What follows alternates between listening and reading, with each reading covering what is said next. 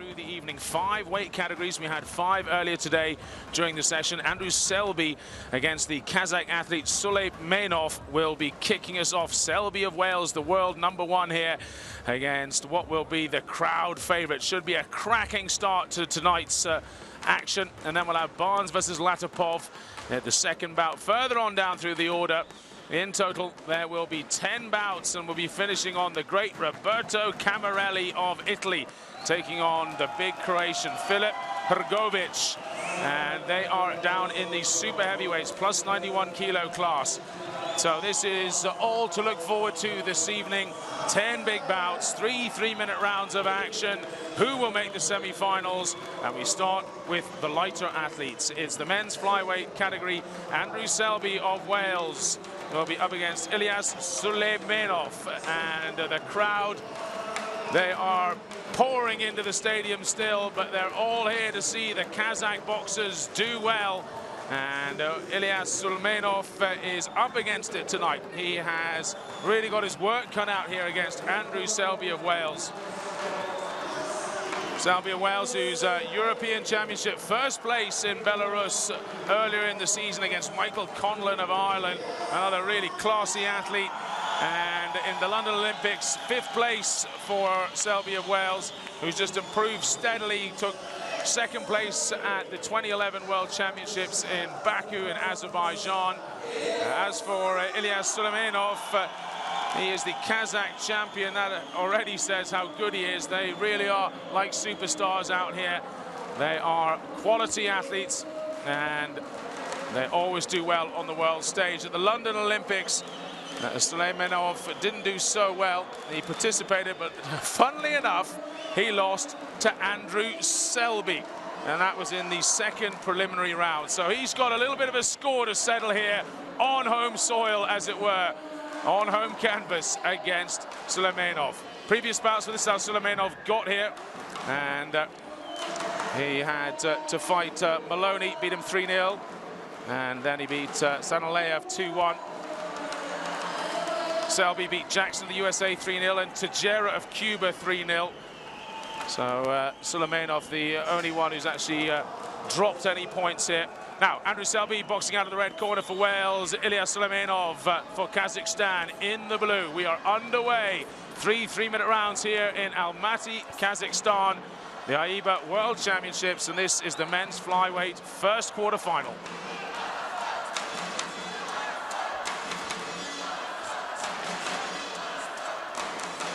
Well, don't expect these two to sit around and feel each other out like we've seen in some of the other quarterfinals in the first session.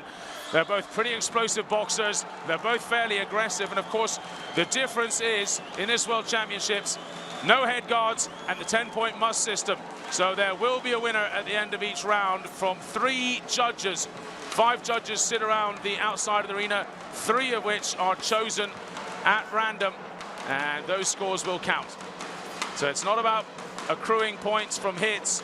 It's all about things such as quality of blows, number of them, technique, domination, and style and form.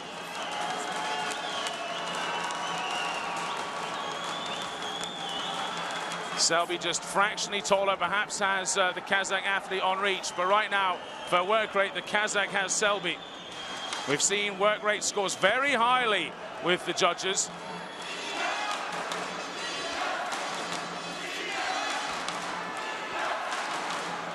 Chants of Ilyas all around the stadium here. A very vocal Kazakh audience.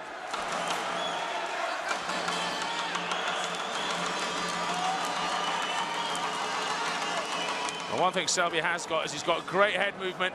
It's very hard to pin him down and hit him. In his previous round, in the round of 16, he was just toying with his opponent, sticking his head out, dropping his hands, allowing the opponent to attempt to attack him before counter-punching heavily. Just under a minute left in this first round.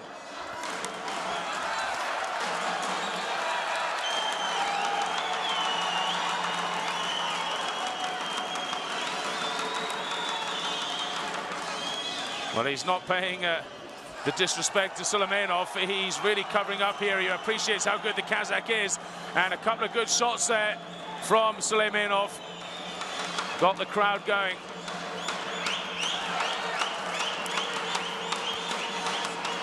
Good body shot.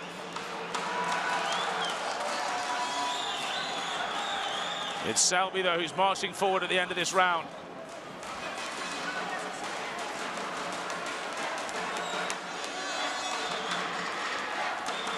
Just under 10 seconds left here.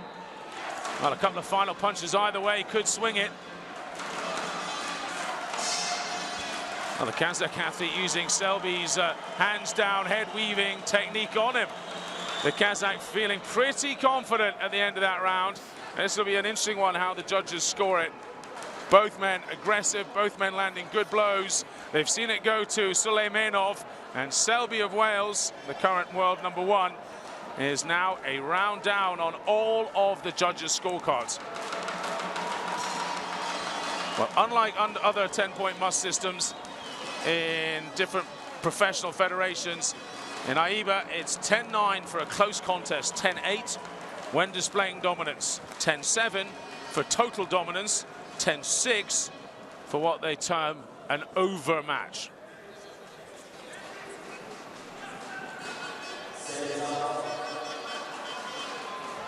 Well, the Kazakh just threw more punches and was rewarded with the victory in this round from all three judges.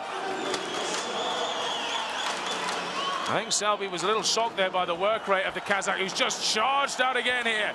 Kazakhstan in blue, Selby of Wales in red.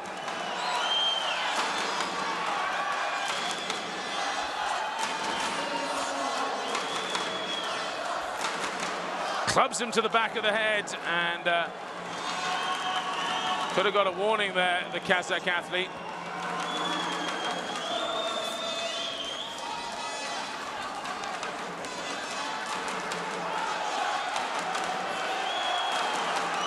Well, he's absolutely powered up on this crowd here.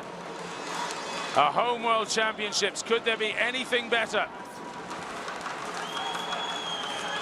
I guess the only thing would be potentially a home Olympics, and that's exactly where these two last fought. The Kazakh athlete being beaten by Selby 19-15 with the old style point system. Again, a cracking shot from the Kazakh.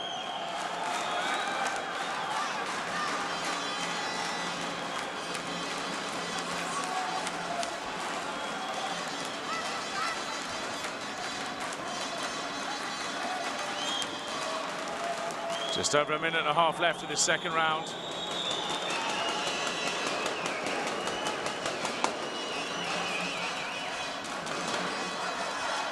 Kazakh drops his hands now. Incredible hand speed he's got. Little bruising round Selby's nose, but he retaliates with a couple of good punches there. Hits cleanly with his left hand. Ducks his way out of trouble, Selby. Kazakh gets a couple of good shots off in the clinch, and again a couple of body shots which don't seem to have rocked the Welshman at all at the moment. Just under a minute to go then.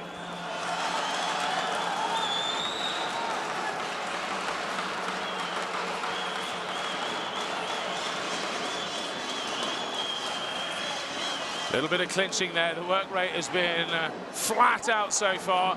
Wouldn't surprise me if they did start to clinch a little bit as fatigue just kicks in.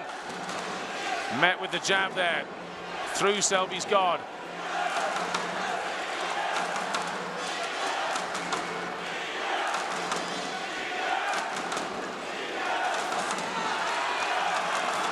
Good combination to the head there from Selby.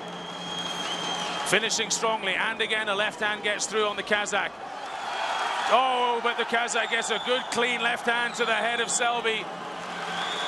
5 seconds left. That's it, I'm afraid. End of round 2, and what a fabulous boxing match this has been so far. So, 10-9 all the way for the Kazakh in round 1. It's 10-9 the other way around. Selby's taken the round on all of the judges' scorecards. Look at that, 19 apiece all the way down. Absolutely even going into round 3. This is huge for the Kazakhstan audience. And of course, Andrew Selby has made a great comeback in that round, the world #1, to try and push this to a victory in this third and final round. Who's going to go to the semi-final? Either of these two men look really like worthy winners of a world championship, really on absolutely splendid form here. So will this crowd carry the Kazakh to a monumental victory over the Welshman? I think just a little bit too sweaty. He's being asked to be toweled down again. The clock's been stopped. And we're underway again.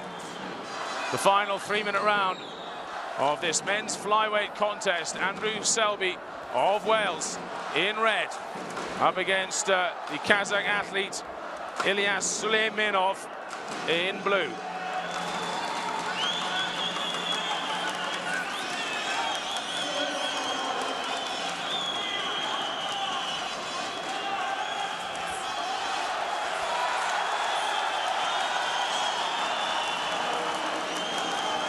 Well, a lot of shots thrown there, no one actually hitting. The head movement of these two men so good. They're ducking out of the way of the shots. Again, Selby lunges forward, but he just can't connect.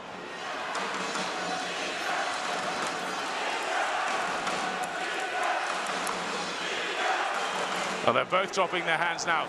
A very similar game they play when they're boxing, trying to lure the other one in.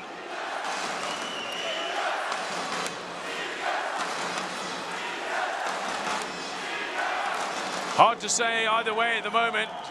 One of these two is going to have to commit and start getting some shots off.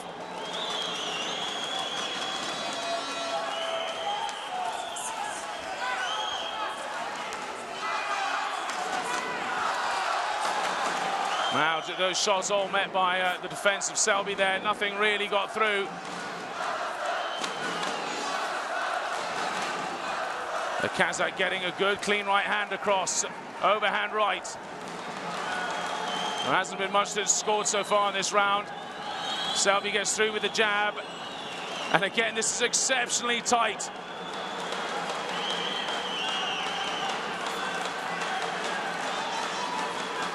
Absolutely world-class boxing here.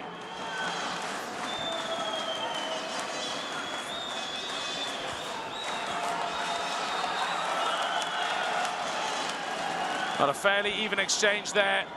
Selby swinging and missing again. The Kazakh comes back with some shots, and that'll score well with only 45 seconds to go.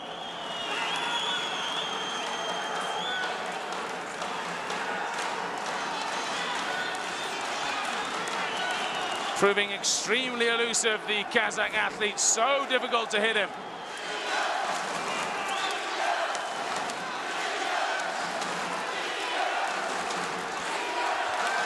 Tags him with a left, Selby. And again, another good left gets through, but it's a right back from the Kazakh, Suleymanov.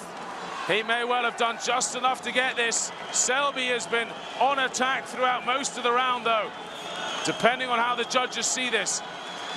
Aggression over clean hits. That's it. End of round 3. A really splendid boxing match there between Andrew Selby of Wales and Ilyas Suleymanov of Kazakhstan.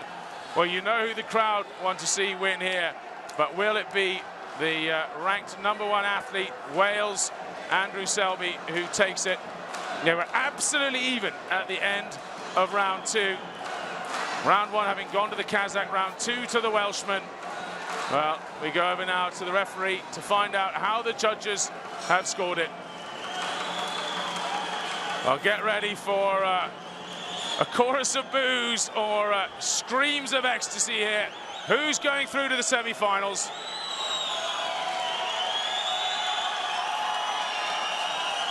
An exceptionally even contest. This could go either way.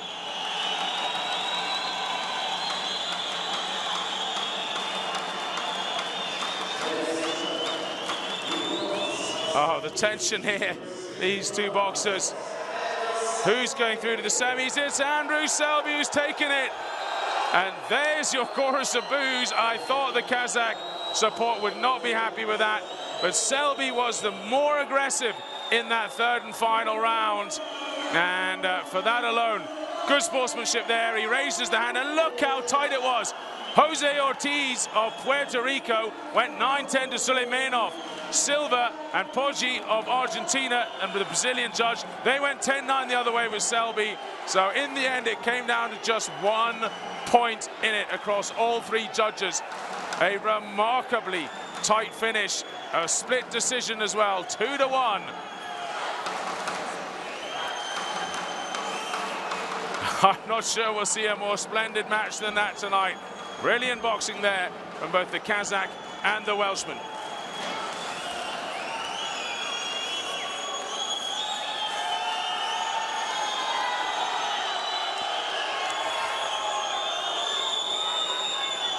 Two out, 2 back in for this second quarterfinals of the men's flyweights.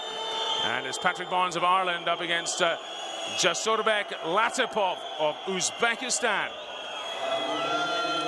Men's flyweight 52 kilo class.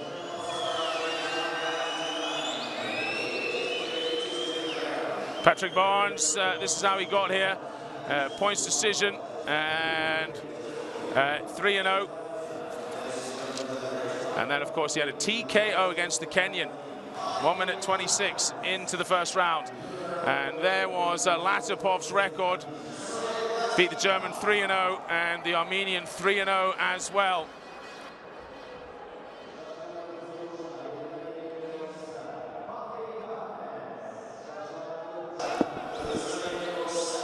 So up into the ring, the Irishman. One of 5 Irishmen who made it through to the quarterfinals. 26 years old, around a 32 at the last World Championships. Bronze at the London Olympic Games. That says everything you need to know. He is a world-class performer and quite rightly was given a 5th place seeding coming into this tournament. Jasurbek Latipov, bronze medalist at the last World Championships in Baku. Few words here from our referee, Mr. Mariusz Szgoni of Poland.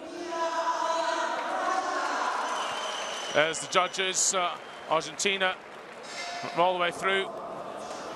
5 judges in total, 3 of which will be selected randomly to judge the fight. All 5 are judging it, but just 3 will be taken.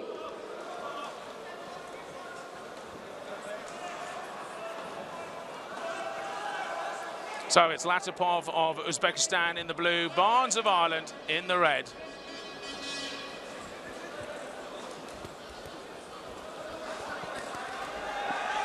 Great exchange, furious exchange.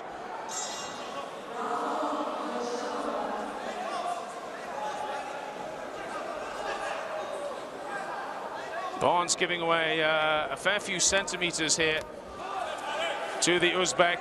About 8 to be exact, and a few in reach as well, no doubt. The Uzbek getting a few shots in there during the clinch.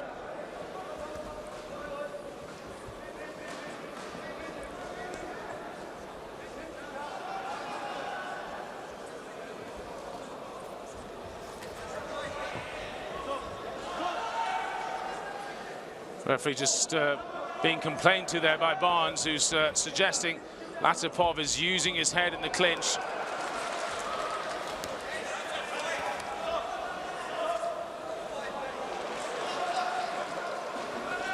Minute and a half to go then.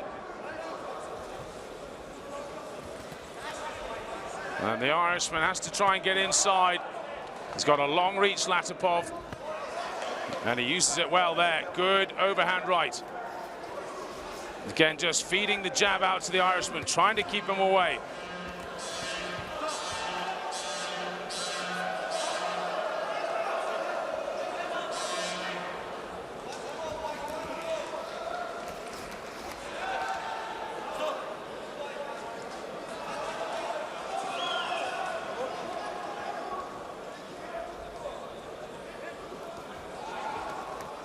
Barnes, his face already looking fairly red. He's taken a few blows.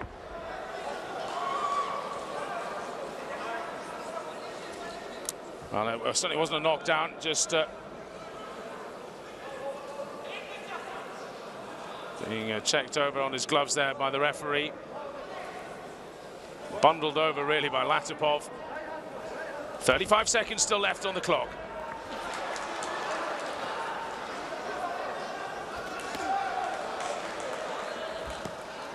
It looks like a slight cut just on the forehead of the Irishman above his right eye.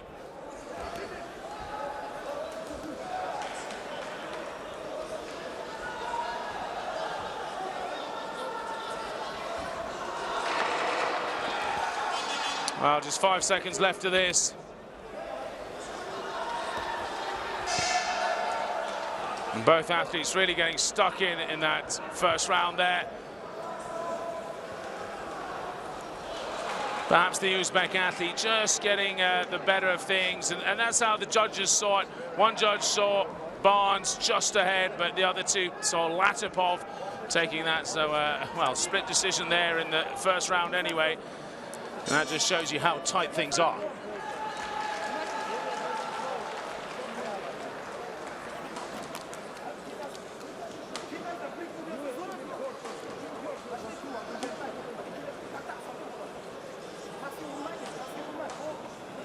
This cornerman just putting on a small amount of Vaseline there just to make that small cut, or is perhaps more of a graze, covered up. So here we go, round number 2. It's Latipov in the blue for Uzbekistan up against Patrick Barnes of Ireland, who's boxing out of the red corner. The Northern Irishman, his coach Jerry Story.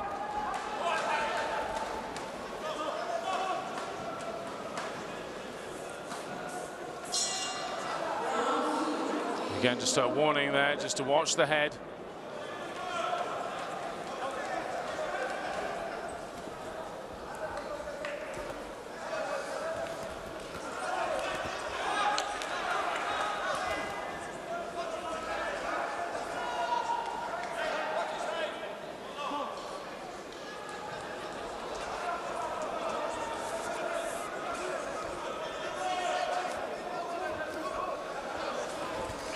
Latipov lost to Andrew Selby in the last World Championships, 21-15.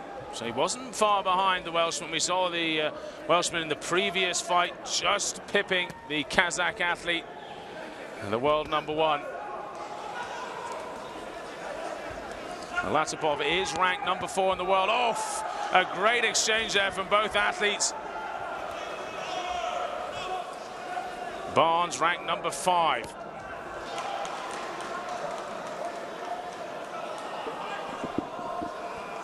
Speaking to a couple of the Irishmen, the pundits here, they were worried about Barnes' chances here, having seen what the Uzbek did in the previous rounds.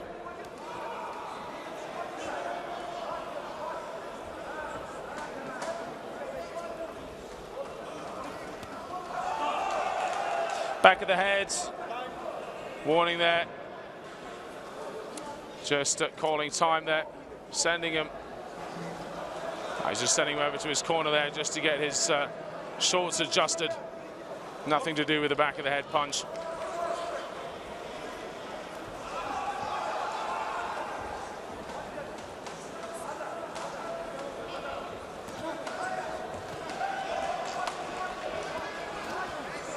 Barnes just working him into a corner here. Now, can he get inside his long reach? Use of the head. Barnes complains to the referee. And they're saying that's an official warning. A good right hand from Barnes as well.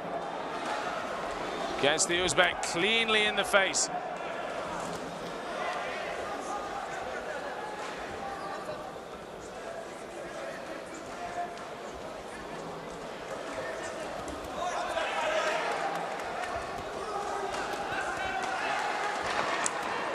Off. Clubs him around the side of the head there. That's it. End of round 2. Well, I'm assuming there'll be a point deducted. It looked like the referee gave the signal for an official warning. You know what? He's given official warning on both sides in that round. I thought there was some movement there from his hands when he was gesturing to the judges earlier as well, but I wasn't quite sure. And, well, that is interesting. So both men take a 1-point warning.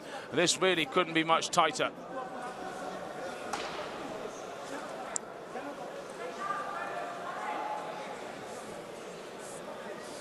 It's all going to come down to the final round now.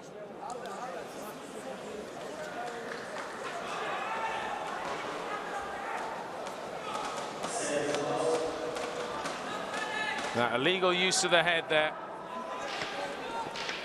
Barnes pointed it out, the referee concurred, and he had been warned, so a point was deducted. Now we're into the final round here. Patrick Barnes of Ireland fighting out of the red corner, up against the Uzbek Jasurbek Latipov in the blue.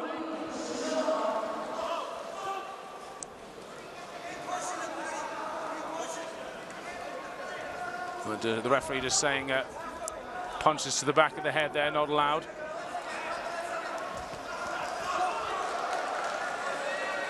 Too low, he warns the Uzbek athlete, keep the punches up.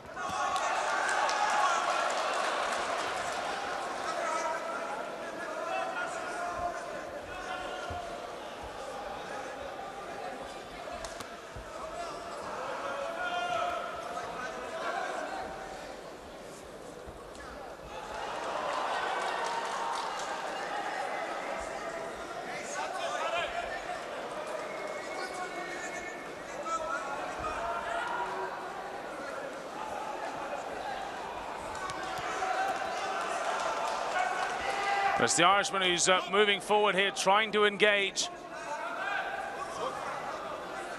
That may well score him highly with the judges.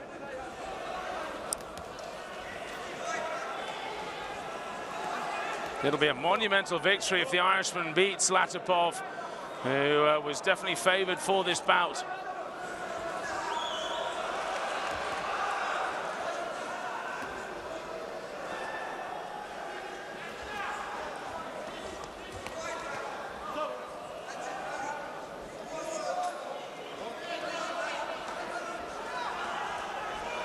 Just over a minute left. This absolutely could swing either way here in the last minute.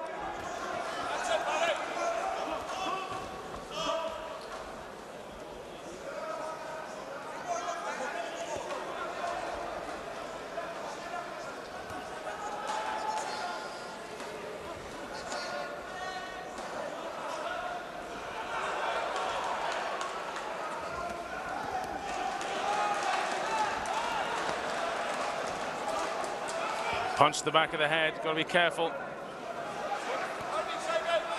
Just over 30 seconds to go now. Barnes of Ireland stalks him into a corner. That shorter reach, he wants to get inside, go to work on Latipov.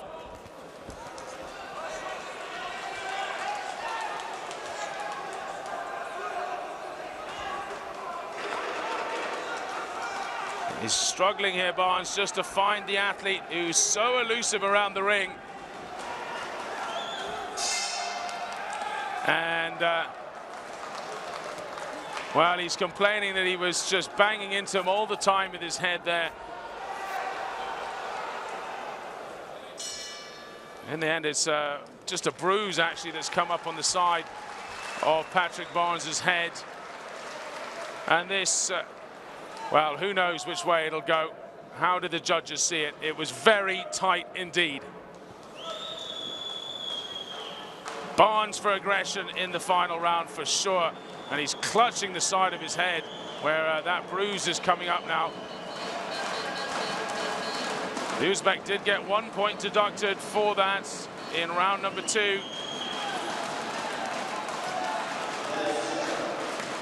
Barnes will be quick to get some ice on it after this, especially if he goes through the semi-finals. Who's meeting Andrew Selby? It is Jasurbek Latipov, the final round.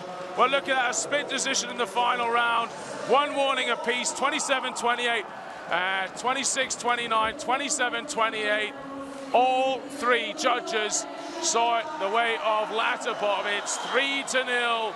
It was a great bout in the end, but it goes the way of the Uzbek.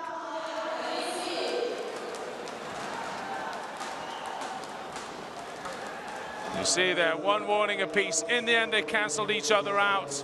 And the favoured athlete, who wasn't as aggressive in the final round, but he was more accurate, and clean punches are vital.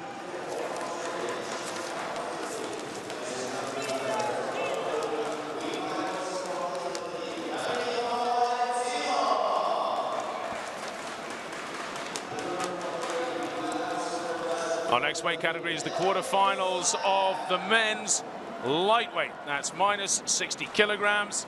And our first bout will be between Valentino of Italy and Isaev of Azerbaijan. There's Valentino. He's come here through 2 easy wins, 3-0, 3-0. And the Azerbaijan athlete had to fight his way through 3 fights. 2-1 to Sean McComb in the round of 16. That was a real bruising encounter. Elben Isaev. So that's how they got here.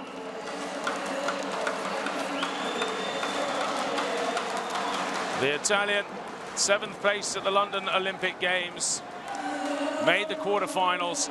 Bronze medal in 2011 at the AIBA World Championships. His World Series of Boxing record there, 9-4-0.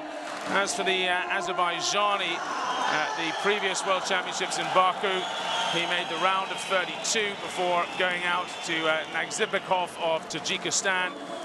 And in the European Olympic Hopefuls Contest in 2012, first place, that's one of his best results he's had. Here are the judges of this bout, number 400. Goodness me, 13 days of action, we're up to about 400. And they're from Argentina, Brazil, Greece, Algeria, and the Philippines. It's Mick Bassey of England, our referee.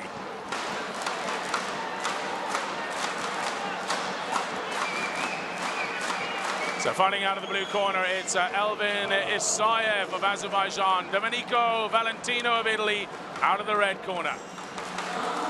We're underway in this first of the men's lightweight quarterfinals.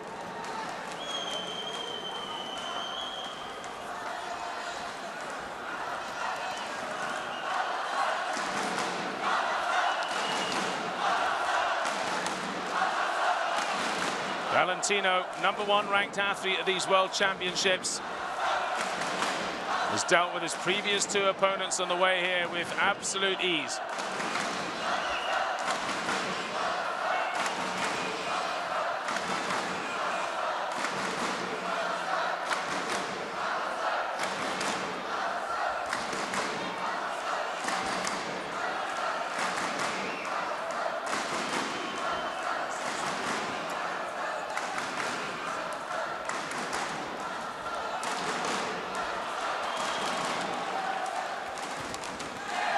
Well, they start to unleash a little bit after 1 minute of checking each other out, and good combination from both men.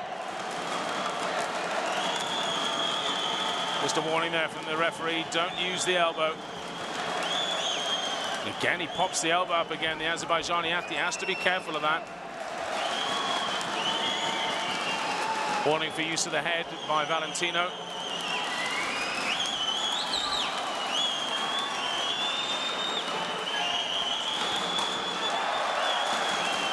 Rocks him upside the head again, this time from the Azerbaijani. Pushes the Italian back into the corner here. Absolutely unseated is Isaev from Azerbaijan. The Italian, a huge favourite here. He's got a very long reach for his height. You see that left hand, he's leaving it up there.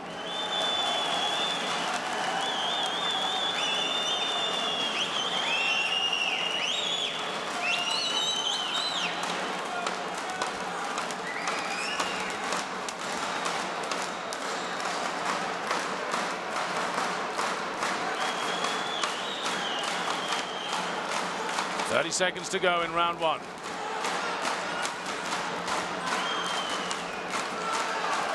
Scored with multiple shots there, the Italian. Isaev marching forward all the time. And again, he's just rubbing his forearm up against the Italian. And he's got to be careful here.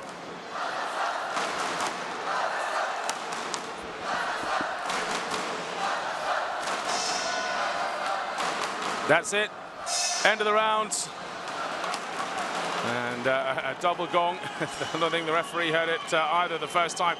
So noisy, the Kazakh supporters here. There's two rings going on, and in the other ring, a Kazakh is fighting. Now then, it's 10-9, 10-9, 10-9, all the way down. Valentino over Isaev. And that absolutely is, I think, the correct reflection of how that round went. It's 10-9 for a close bout. 10-8 for dominance, 10-7 for total dominance, 10-6 for overmatch. That's how the judges have been asked to score this 10-point must system. Just a great counterpunch to the Italian.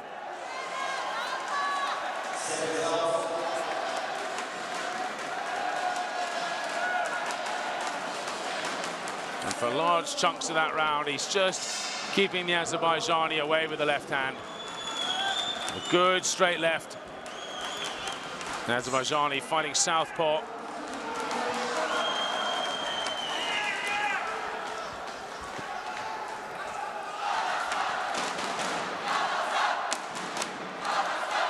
So Isaev in blue for Azerbaijan. Valentino of Italy leading after round one comfortably. Fighting with the red gloves on.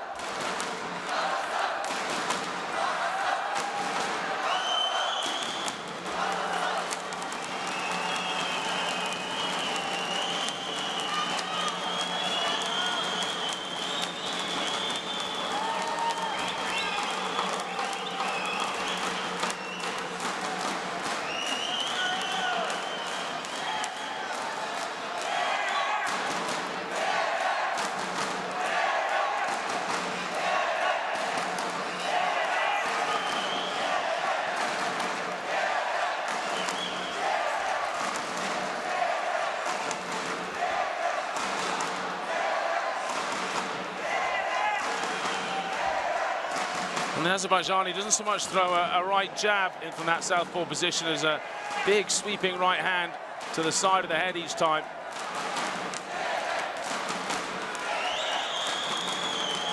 Leads with a big right overhand hook.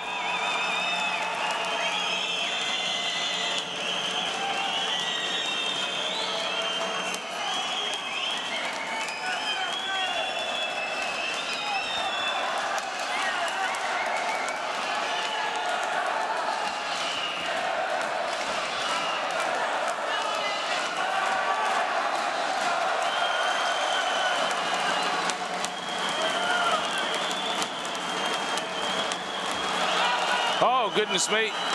He's been given a standing 8 for that. The coaches are complaining. They're saying it shouldn't be. Now, that doesn't necessarily mean he's going to lose the round here. Not in the AIBA 10-point must system. The judges must score it to who they feel dominated the round most.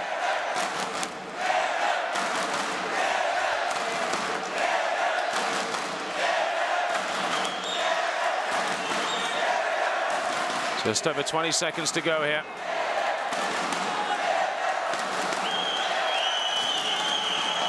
Well, for aggression, Isaev has been outstanding in this second round, pushing all the way. The #1 ranked boxer in this tournament, Valentino of Italy. Gets through with a sharp left hand there. And Valentino knows he's been in a fight now. The first round might have gone to him. How will the second round go? With a standing 8, you'd imagine it'll probably go the way of the Azerbaijani, and it does. Two judges have gone 10-9. One judge has gone 10-9 with Valentino. So look at that, 2 draws, and one judge has Valentino 2 points ahead. So just fractionally, this is Valentino's at the moment. But one more round like that from Isaev, and it could go the other way.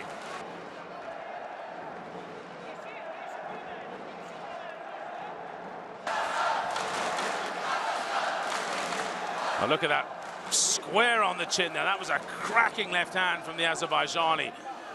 Absolutely deserved an 8 count. The Italian coaches there were complaining that he just slipped over it, but no way. That was right on the money. Final round then, Domenico Valentino of Italy in the red against Elvin Isaev in the blue for Azerbaijan. A place in the semi-finals at stake here.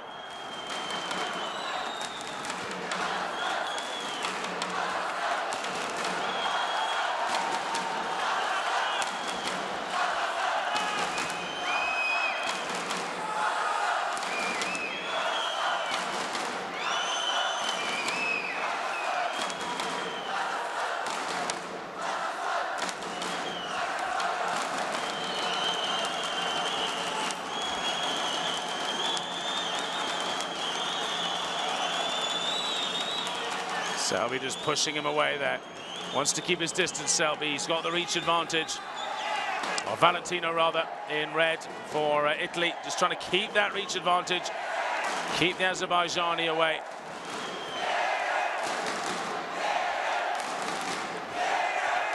Oh, great left hand there from the Italian.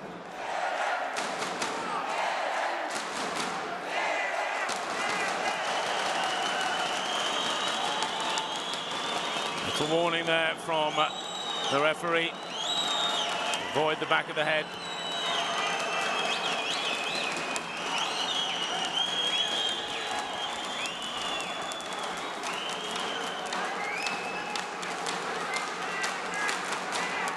Under a minute and a half now to go in this final round. Keep your head up, says the referee. Gets tagged heavily there by Valentino's right hand.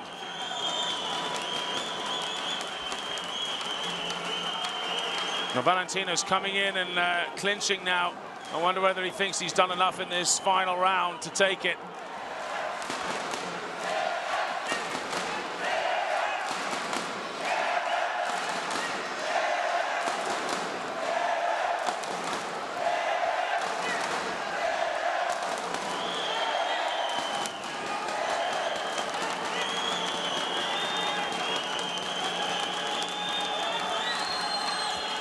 Two men starting to look pretty tired now.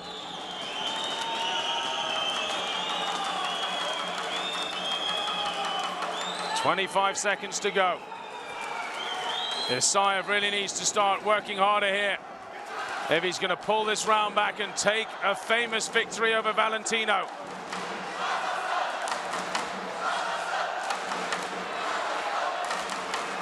Less than 10 seconds. It's the Italian who's still getting busy at the end here. Good left hand to finish off from Italy. And, well, both men raise their hands in victory. There'll only be one victor going on to the semi-finals.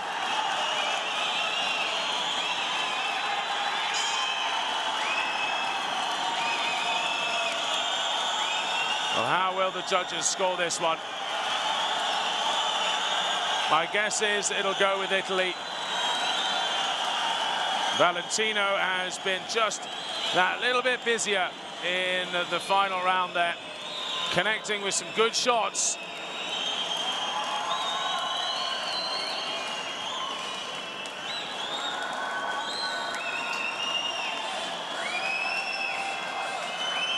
Isaev taking his time there, getting his gloves off. So we have the results, here we go.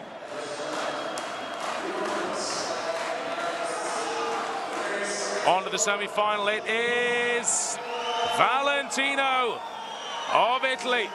3-0 in the end, 29-28, 30-27, and 29-28. Two judges had it very close. The Brazilian had it 3 straight rounds to Valentino. What a cracking match that was. Isaev can certainly hold his head up. He's putting his thumbs down to the crowd like he should have won. But the right result happened there. Well done, Valentino. He was aggressive, he was tough, and he's moving on to the semi-finals.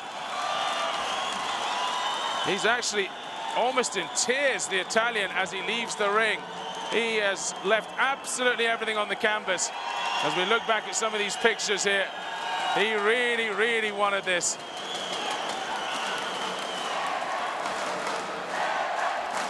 He wants to win a World Championships, something he hasn't done in 4 years. He was last world champion back in 2009 in Milan, when he beat Jose Pedraza of Puerto Rico in the final.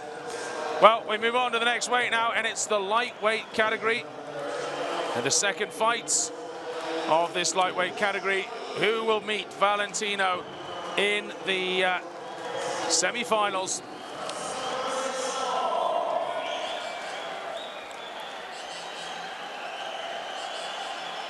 It's going to be Vikash Malik of India up against Robson Donato Conceição of Brazil.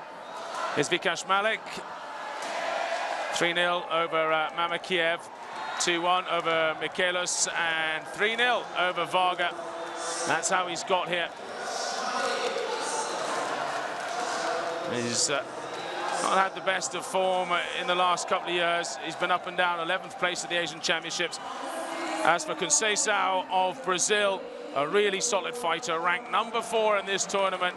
He had a bye in the first round, then 3-0 over Cherniak was a very notable victory in the round of 16. Well, this is what Malik's done in previous fights, in previous championships. Didn't go to the Olympics, didn't go to the last World Championships. Round of 16 in the Continental Championships. As for Conceição, well, round of 16 at the last World Champs, round of 32 at the Olympic Games, gold at the Continental Championships. And if you look back to World Championships gone past, 2011, 9th place. He competed in the 2007 World Champs as well. It is Mr. Lain of France who will be looking after this bout. Our 5 judges from Turkey, Azerbaijan, Russia, Slovakia and Ireland. 3 of the 5 will be selected at random to score this bout. So we're underway. Robson Conceição of Brazil in blue up against Vikash Malik, who is going under the AIBA flag, but is very much Indian.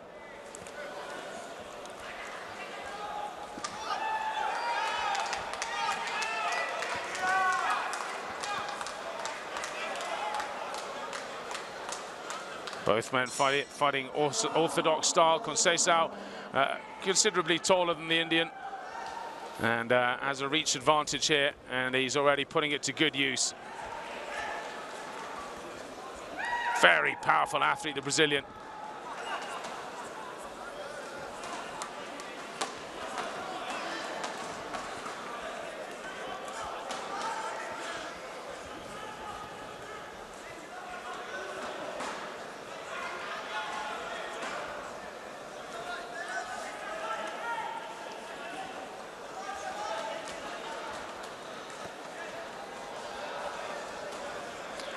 Malik's not going to be rolled over here. He's getting inside when he can, going to work where possible.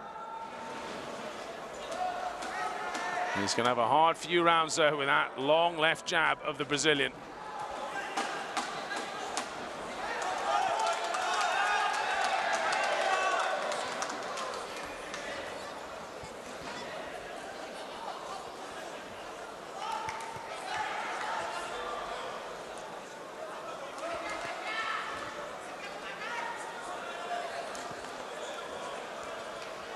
Good combinations to the head, forcing his hands up and then going straight to the body afterwards from the Brazilian.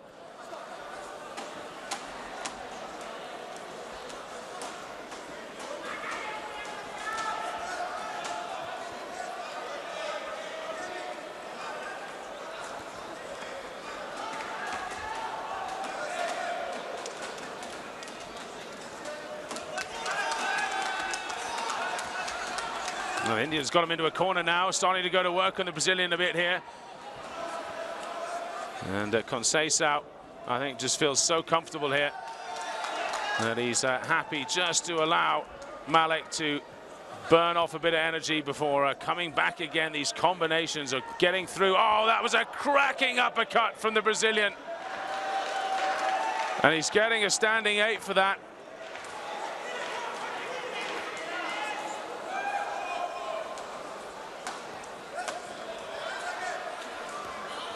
So we know who's going to win round number 1, that's for sure. By how much? Perhaps 10-8 by the judges. The Indian attacking hard at the end there. And let's see how he gets on here from the scores. 10-9 across the board there. Conceição. He was considered to be winning it, despite the 8 count. They haven't gone for 10-8, which I thought they might do. But to be fair, the Indian didn't really look that rocked by it. He certainly didn't go down by the uppercut. He just looked a little bit stunned for a second, and the referee stood in and gave him a standing 8. The judges didn't put him down for it, though. There, that was the uppercut there.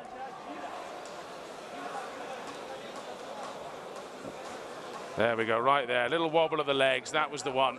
And the Brazilian sent to a neutral corner. It was a cracking punch, really was.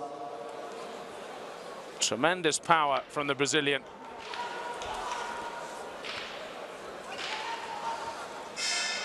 Underway in round 2, Conceição of Brazil in blue, Malik of India in red.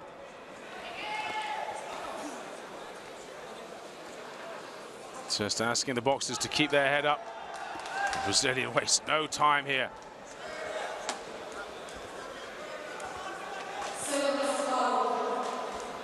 It's just like watching someone in training going through combinations.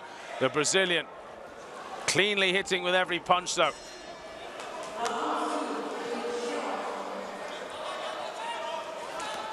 The winner of this bout will be taking on Valentino in the next round.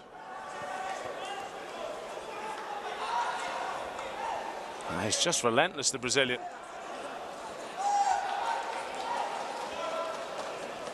Despite fully covering up his face there, he's still managing to get through to the Indian.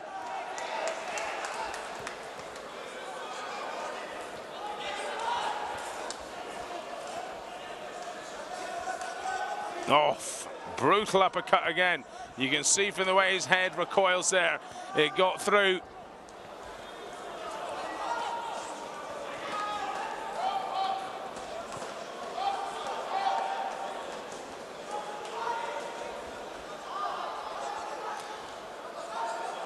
Brazilian there just being warned again for his use of his head.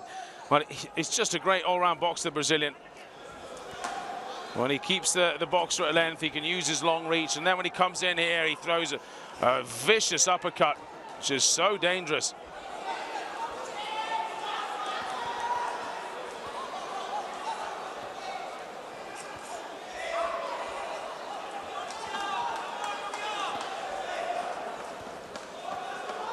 Unleashes it again.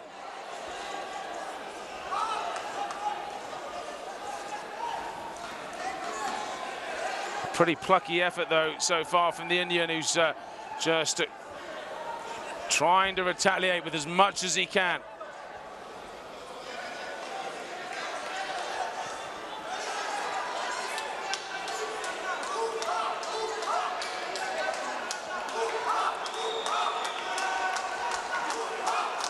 Well, you have to give it on work rate to Malik in this second round at the moment, though. Conceição has been just tremendous in throwing more combinations.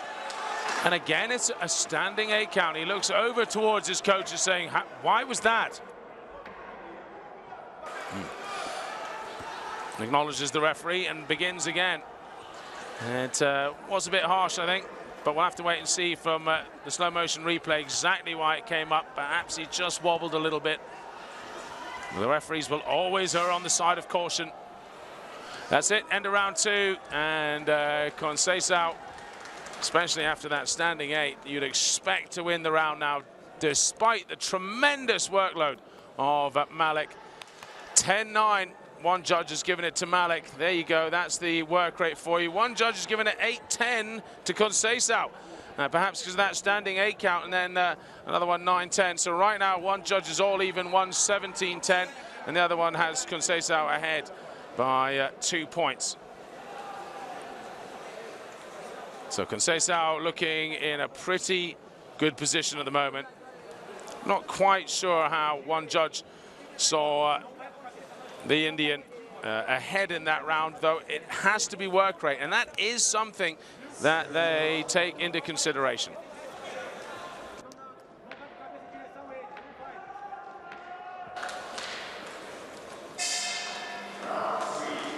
So Bikash Malik of India in red, Conceição of Brazil in blue. Final round, 3 minutes on the clock, and it's Conceição who has a comfortable lead after 2 rounds. So really Malik is going to have to up that work rate and start hitting, start connecting with some of these punches.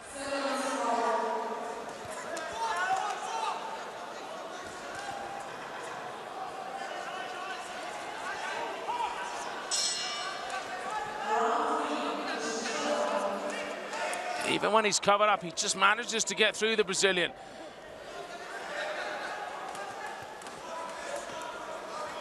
He's just throwing them high, throwing them low. They're coming from all angles, and the Indians finding it very difficult to actually fully defend these. Well, that was almost on the low side there. He's getting a standing 8. I think just because he's fully covered up, he wasn't throwing anything back there.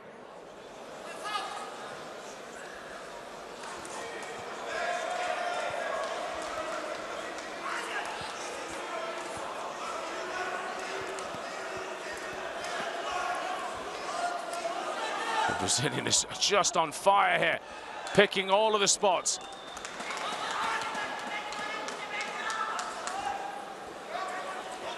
Well, Malik deserves some points for heart here. A very brave performance from the Indian.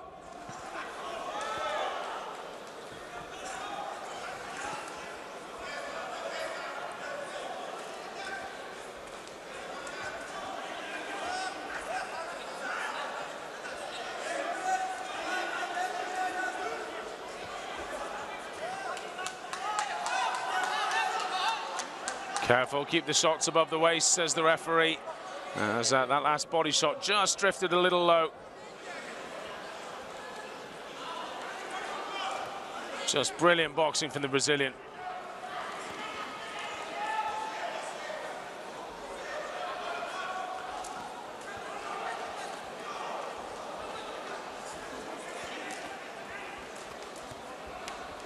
Just thrown with so much power. The Brazilian's getting through. Conceição is hurting Malik with these punches.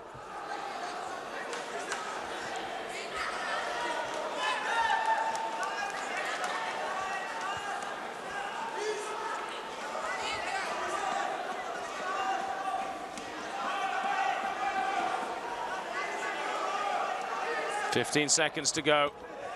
Big right hand from the Brazilian. Malik trying his best. He's throwing everything. Not with much power anymore, though. He needed more than what he's put in here. A little bit of a low blow right at the end. And the Brazilian has surely taken this. An excellent final round from the Brazilian. Malik gave it his best, but just getting through and scoring with any kind of a clean shot just didn't happen for him.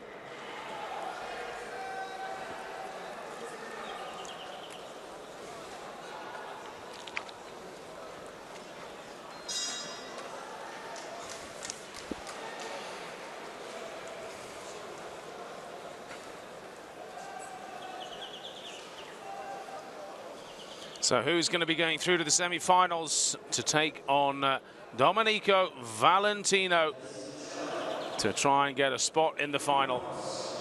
That semi-final in 2 days' time. Conceição. And let's have a look at the round 3 results there. 9-10, 8-10, 9-10, all a clear victory for Conceição in the end of Brazil. Just exactly as we saw it here. And 28-29, 25-30. the Slovakian judge, and 27-30 by Seamus Kelly there of Ireland. All three seeing this as a victory for Brazil. No complaints from the Indians. Their man has done a great job there. A really tough effort against a brilliant opponent.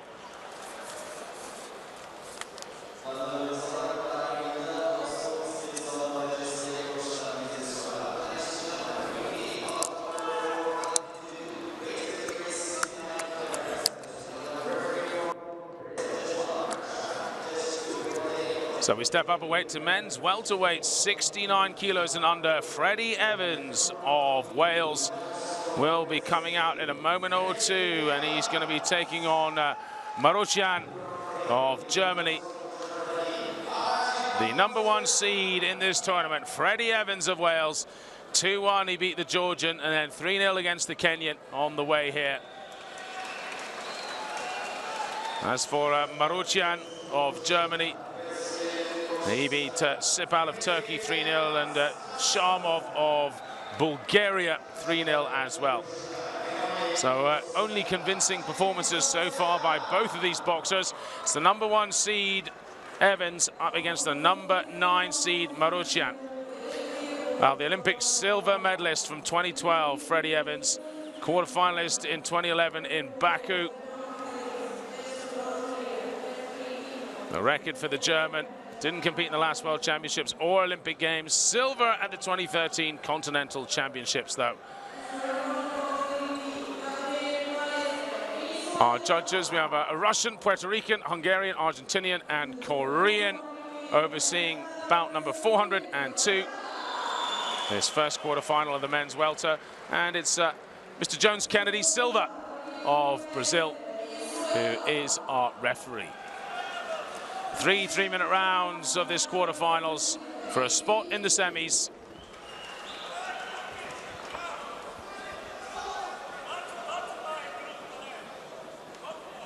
Marocian of Germany with the blue gloves, Evans of Wales in red.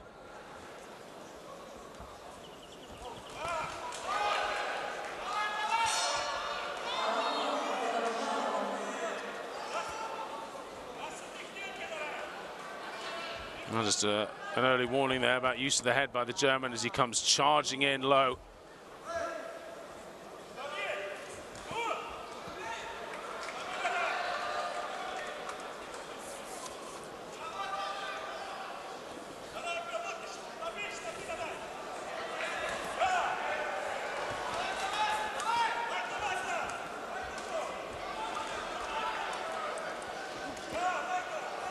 There's big punching, the German. He's got plenty of power. Evans just got to be careful of that.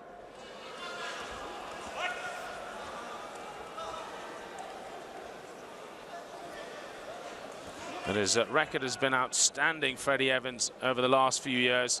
European champion in 2011.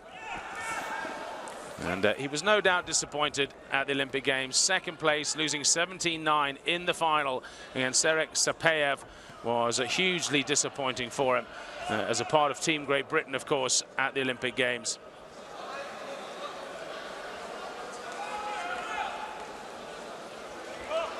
With a southpaw stance, Evans jabbing with that right hand.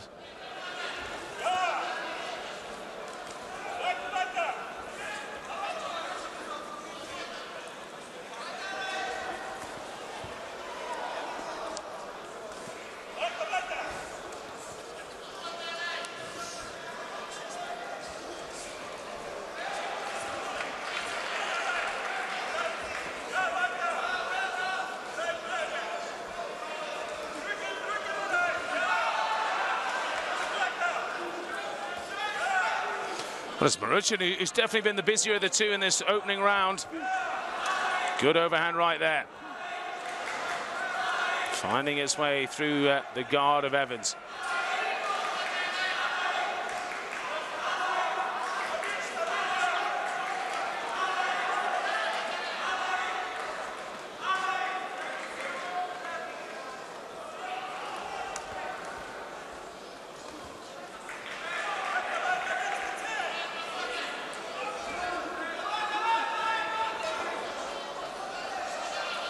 Connects well there, Evans, to the side of the German's head.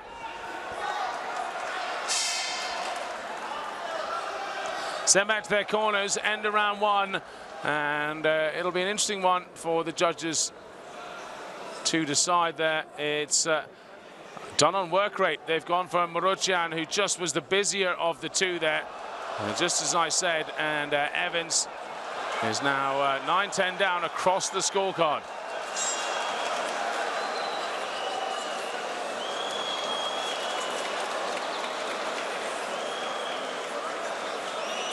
Couple of great right hands there from the German.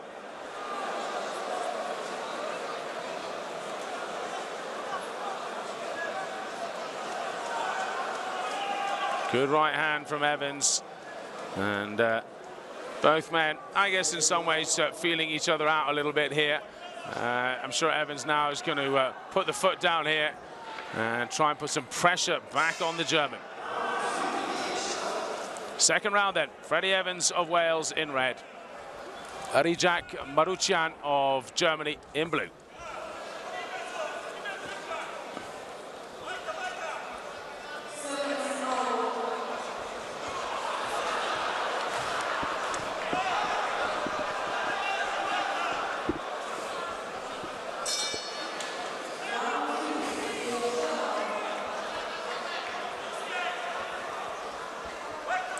Well, he's just lining up for that big left hand, Evans.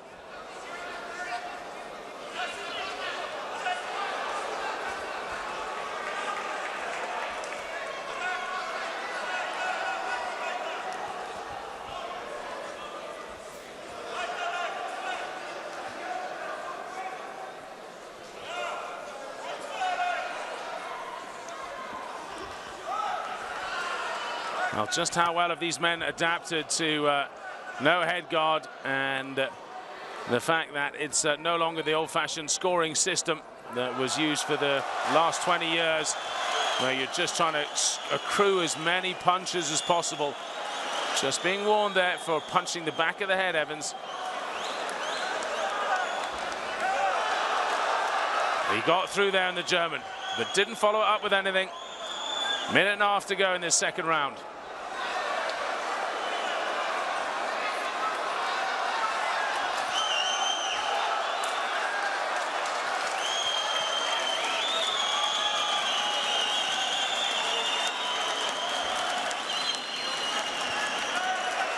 Marocyan just really displaying some great power at the moment.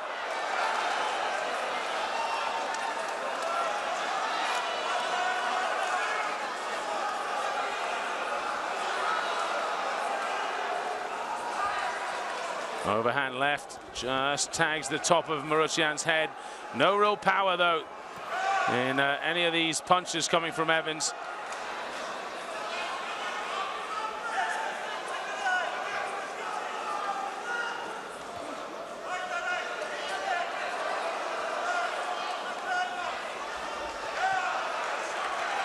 And tags Evans with an overhand right, and again comes straight through with that right hand. That was a good shot by the German. And again, another cracking right hand. The German again to the side of the head. Marocyan is really putting in a sterling performance at the moment. 15 seconds to go. And Evans, little warning there for the German for use of the head. Oof. Again, left-hand jab to Evans. And Marocyan was coming through with the more powerful punches there. So Evans was definitely busier. Again, round two goes to Marocyan, and fair enough, you have to say, 18-20 across the board from all three judges.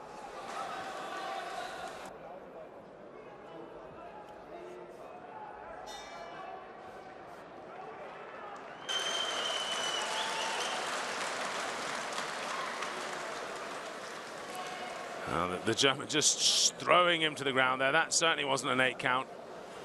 Throwing Evans. But he really did, Marocyan, get through with some great punches. Some powerful punches as well. And that's the difference. They were clean and strong. And without the head guard in this new scoring system, they are putting him up very highly on the judges' scorecard.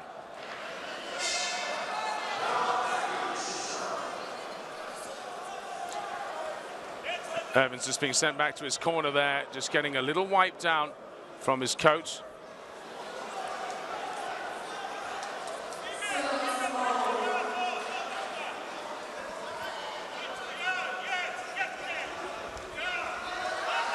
A punch to the back of the head there, yeah, quite right. Just a verbal warning to Maruchan.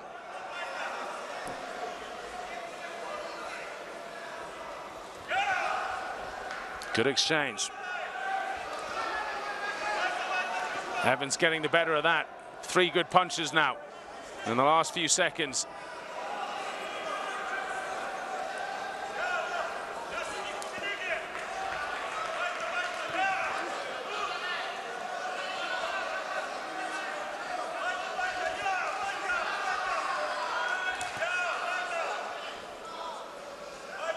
So gum shield on the ground it is, and it's out of Evans' mouth.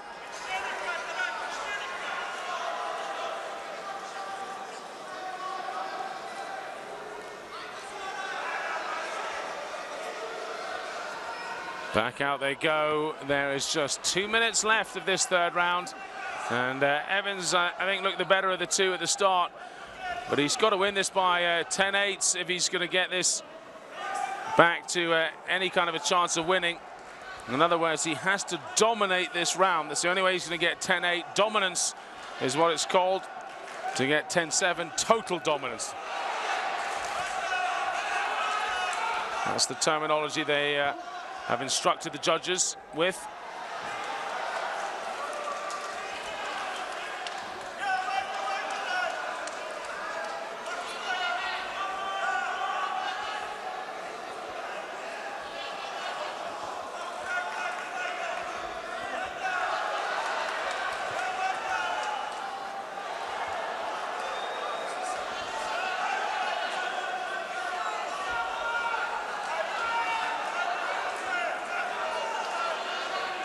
As the German is now marching forward, and looks like he's back in control again. A little bit low, perhaps, that punch. Evans is okay though, no extra time needed, and well,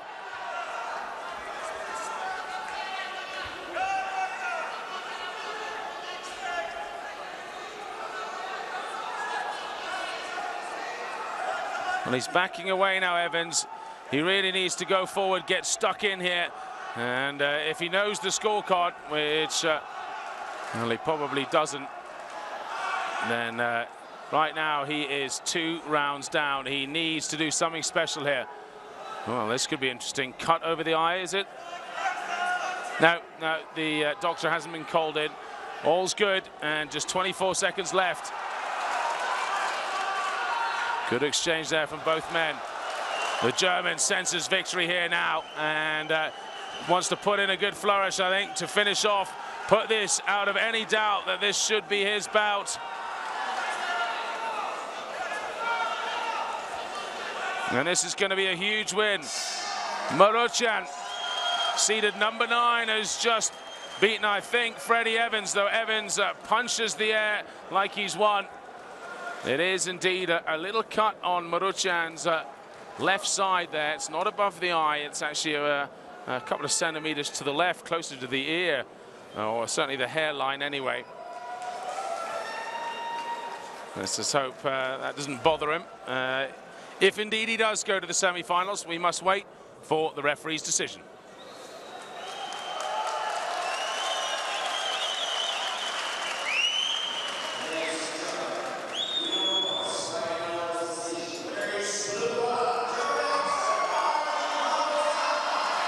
There's your winner, Ariak Maruchan of Germany. 9-10 in the final round, 27-30 all the way down from all of the judges. It's a clear and definitive victory by the German over the Welshman. And he beats the #1 ranked boxer at this tournament in the men's welterweight -69 kilo class. And Well, the Welshman doesn't look too dejected as he walks off. He just looks more exhausted. He's been in a war here with the German. I'm sure deep down inside, though, Evans will be a bit disappointed. I wonder whether this new style of contest truly suits him without the headgear and the 10-point system. Well, it's going to be an interesting bout next. It'll be another welterweight clash. It's going to be Vincenzo Mirjacapri up against Yelusinov of Kazakhstan. Hear the cheers and screams of delight from the crowd. Vincenzo Mirjacapri won 3-0 yesterday against Bagarov of Azerbaijan in what was one of the most impressive displays. You could say he's a little bit cocky, even arrogant in the way he boxes. He drops his hands down, he sticks his head out, but he was voted boxer of the day yesterday. Daniel Yelusinov of Kazakhstan is who he's up against. Nothing flashy, just good old-fashioned boxing from Yelusinov that's got him here. And Yelusinov, number 4 seed, Mirjacapri, number 5 seed. Mirjacapri, bronze at the previous World Championships, bronze at the Olympic Games. He is a quality fighter. And the man who is seeded 1 place higher in this tournament, 16th in Baku, quarterfinals of the Olympic Games, gold, good form recently in 2013 at the Continental Championships. Here are our judges. It's Colombian, Argentinian, Ecuadorian, Cuban and Algerian. And our referee is Puerto Rican, Mr. Jose Bonet Ortiz.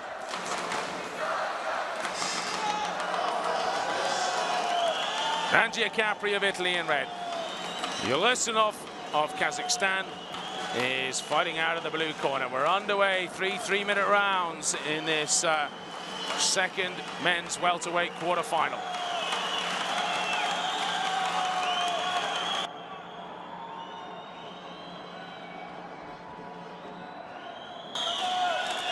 Mirjacapri already has his hands down. Tries to lure in the boxer, swinging his head about. He's not quite as cocky as he was in the previous bout, where he stuck his head right out. And at one point, it went backfired heavily as Bagarov hit a clean right hand right on the chin of the Italian. And suddenly he covered up fully. This hands down style, though, it really does get the crowd going.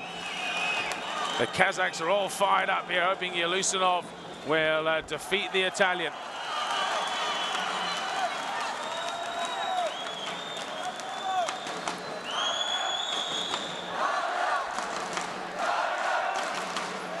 This style of boxing really does split fans right down the middle. Some love the style, others find it a little cocky and arrogant in the way he boxes.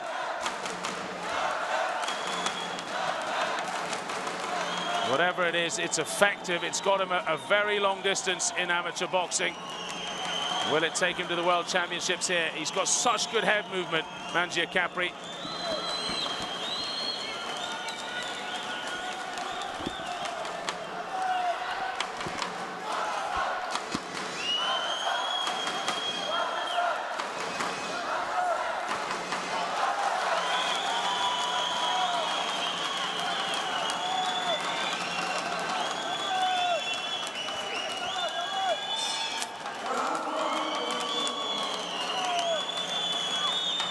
Just under a minute to go here.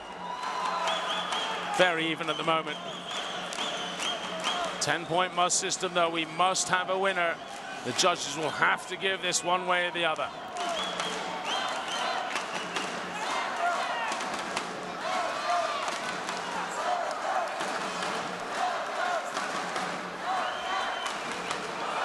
Oh, a stunning left hand there from the Kazakh athlete, and that's the danger of boxing the way Mirjacapri does. Watch the shoulder, he says. You can see the Kazakh's a little bit taller as well. He's got a slightly better range than Mirjacapri, who just waits for his moment and then dives in. So explosive, the Italian. That's it, end of round one, and sportingly they raise gloves to each other. That was a really close round indeed. They've seen it go towards the Kazakh. 9-10, 9-10, 9-10. Doesn't surprise me. Yelusinov definitely connected with some good punches there. He showed good aggression. And there you go. A few good shots. And the Italian did come inside. Although his work rate was good, didn't always connect. There we are. There's one particularly noisy section of the crowd here. They've all grouped together. Drums, clackers, whatever you call them. They're making quite the noise. Vincenzo Mangiacapri of Italy in red. Daniar Yelusinov of Kazakhstan in the blue.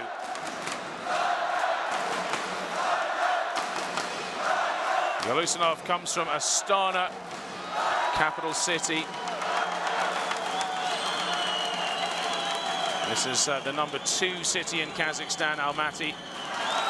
Still over 2 million people here. And the few thousand Kazakhs that are in here are making it feel like there's 10,000. So much noise.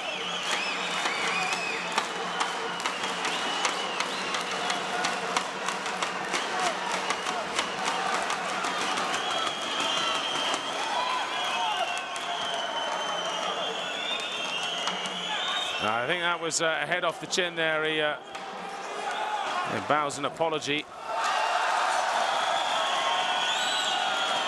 Well, that wasn't much of a shot, but the Kazakh crowd thought it was. And again, just a glancing left. Mangiacapri, such a bold way that he boxes. Hands right down like that.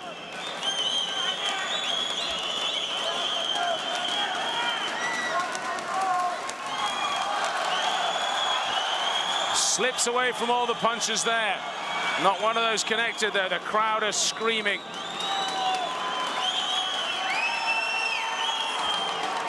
Again, Mangiacapri ducks out of them. Well, it's glorious to see when it's working well for the Italian, but he's got to throw some punches back here. You can't just duck out.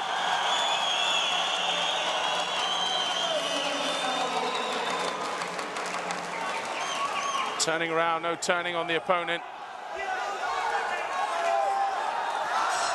Oh, big right hand there for the Italian, and again he connects to the head.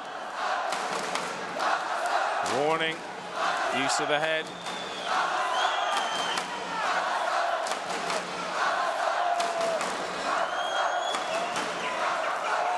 The Italian gets through with the right hand.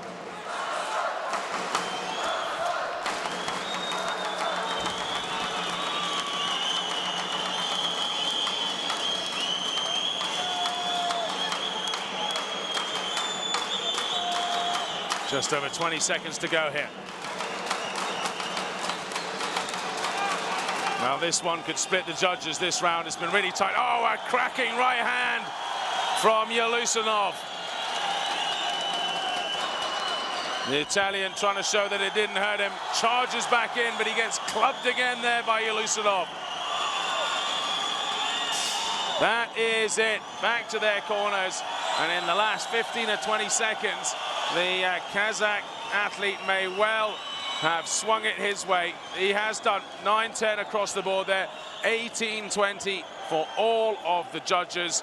And Mangiacapri now is going to need something special. Perhaps a knockout, or at least a couple of knockdowns to try and win back the judges.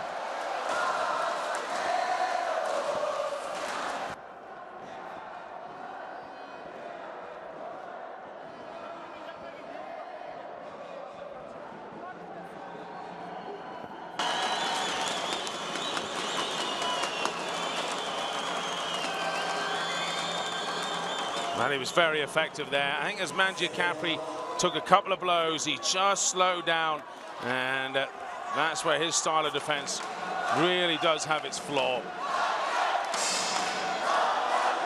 Keeping your hands down, weaving your head about is all well and good until you take a couple of heavy hits. Now, Capri of Italy in red. He's 10-9, 10-9 down on all of the scorecards. Yolusinov about to move on into the semi-finals if he can just keep this work rate and pace going here. And it'll bring the house down. The crowd will love it.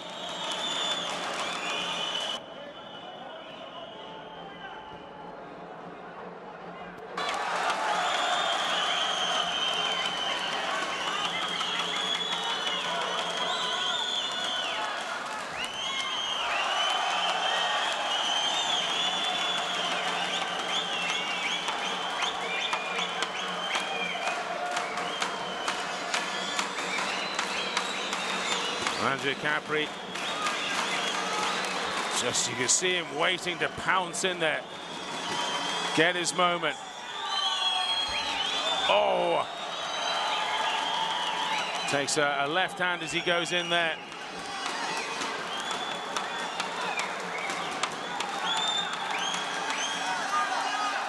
This is entirely different from Capri's round of 16 bout, where just toyed with his opponent. Could stick his head out at will.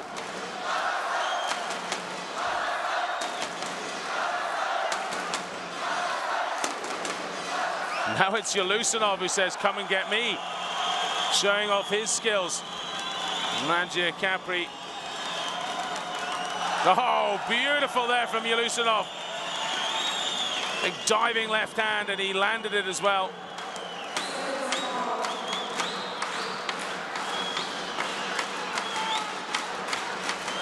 Off, cracking uppercut from his right hand. Tricky Yolusinov, he's boxing southpaw.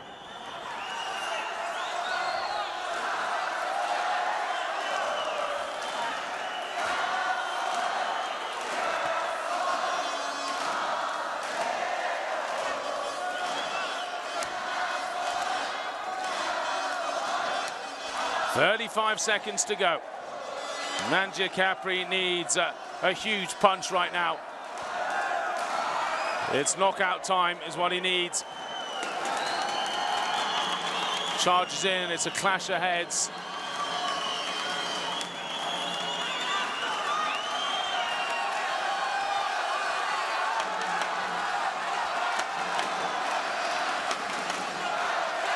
Well, this isn't the way he needs to finish it. The Italian needs to get stuck in now. The Kazakh athlete can just dance around the ring.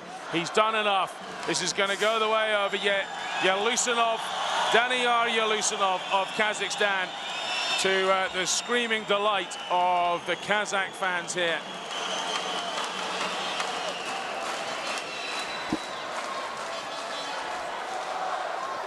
Their #1 sport, boxing, as a number of Kazakhs describe it. Not football, they say. Boxing's our #1, and they love it. The Kazakh athletes are on billboards, on the side of bus stations. They're everywhere. Big posters of them. True heroes out here. And it looks like Yolusinov has delivered. There you go. What a moment for this young man. 27-30 across 3 judges. He wins 3-0. And that is the end of Vincenzo Capri for this World Championships anyway.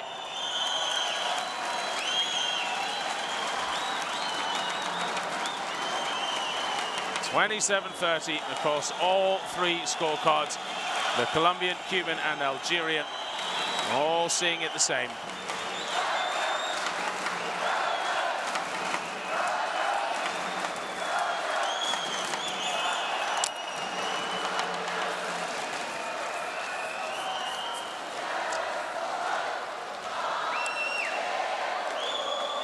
Some of the action in that final round, connecting with so many good shots, Yolusinov.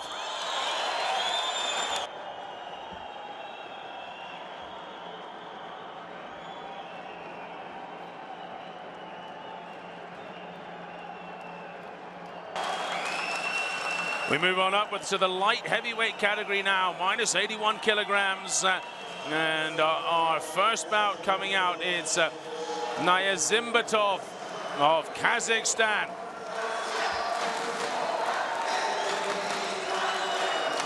There we are, and it is Zhao Zha he's up against.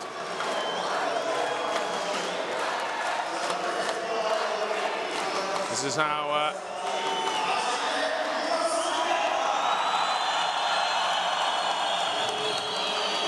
how Sangwan got through, and they'll be taking on Niyazimbatov.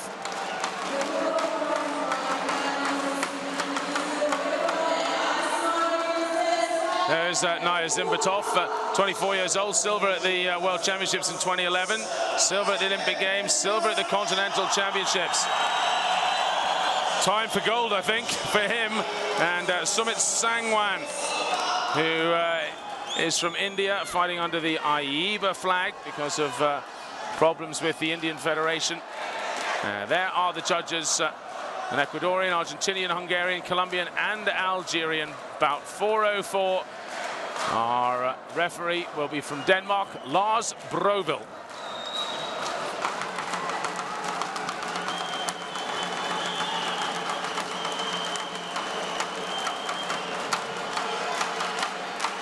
Some big men here, and they've had some good bouts on the way here.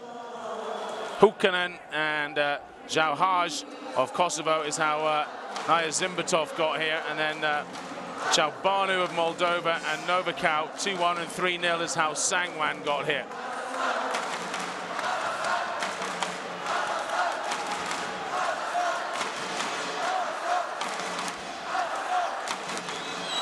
So it's Sangwan of India in blue, Niyazimbatov of Kazakhstan in red.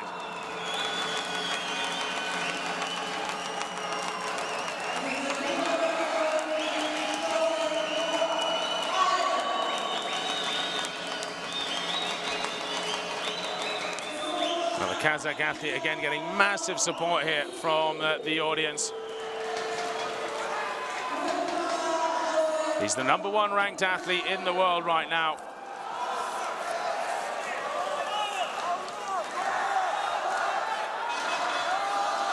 He took a surprising loss to the Uzbek Mamazulunov in the recent Asian Championships, though. And getting first place at the real big contest seems to be a difficult one for the Kazakh athlete. He's had a lot of seconds, World Championship, Asian Games, Olympic Games. Tasting gold is what he wants to do now.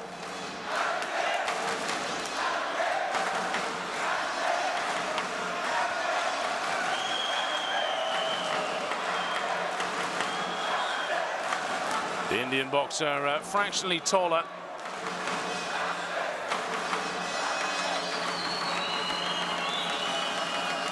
And at first efforts here appears to have a slight reach advantage over Niyazimbatov.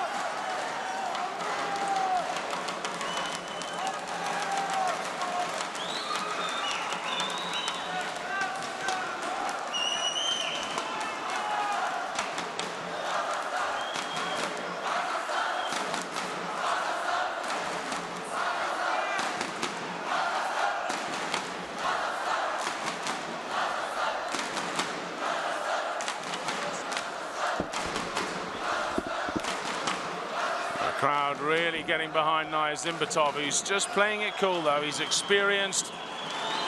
He's not going to get rushed into anything here. He knows he's up against a big, strong man in the Indian. And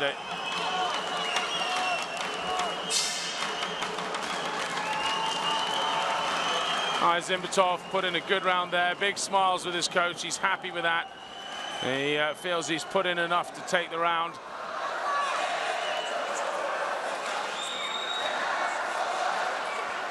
India have had a tough night so far. in Ring A, and it's getting tougher. They're 1 point down here across the board from all of the judges. 10-9, they all score it in favor of the Kazakh athlete.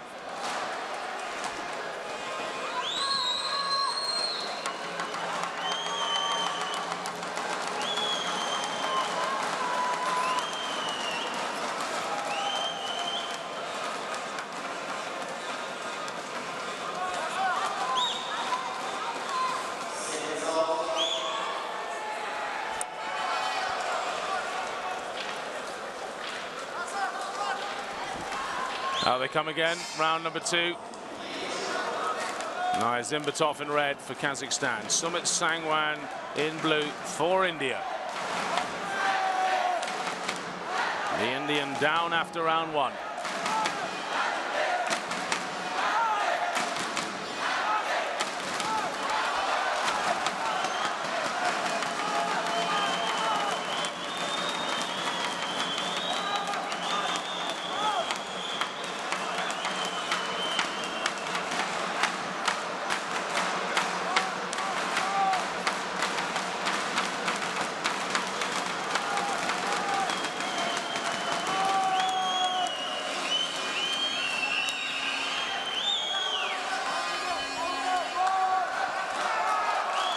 He's got a solid defense, Sangwan, but it's when the Kazakh comes back at him in the counter punch, he's really struggling a bit.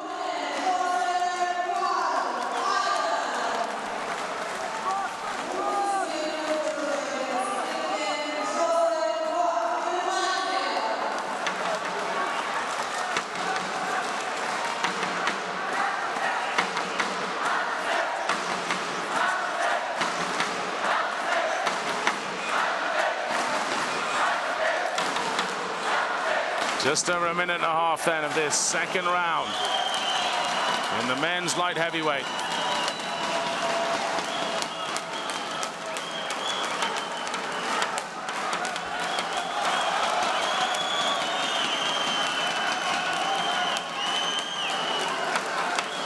Facing each other off. There's a big respect here between these two boxers.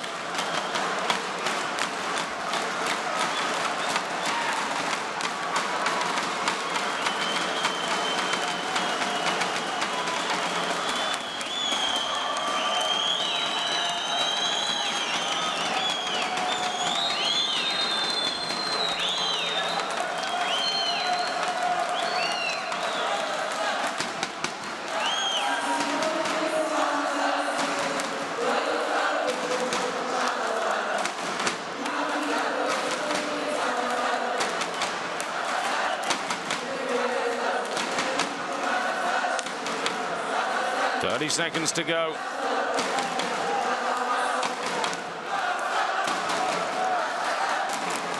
Well, they can go long patches here without even exchanging a punch, which is surprising for three-minute rounds.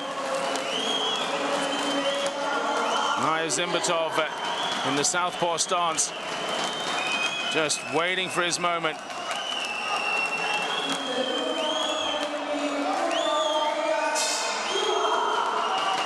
Well, really, it's not too dissimilar a technique, and they're almost cancelling each other out a little bit, but Zimbatov just doing enough when they actually do go together to take the round. He's done it again. Here we go. 10-9, 10-9, 10-9 across the board from all of the judges. So 20-18 is what has been scored.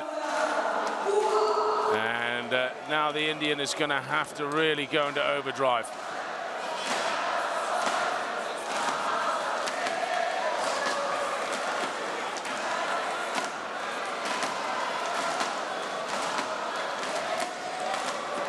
The Indian coach there asking for more jabs with the left hand coming over the gloves there. He does hold his gloves fairly low, the Kazakh. He's got to be careful there. Just being warned about the inside of the glove being used against the face there. So we're into round number 3. This is Zimbatov, Adalbek Zimbatov of Kazakhstan in red, and Sumit Sangwan of India under the AIBA flag, who is 2 rounds down now, boxing out of the blue corner.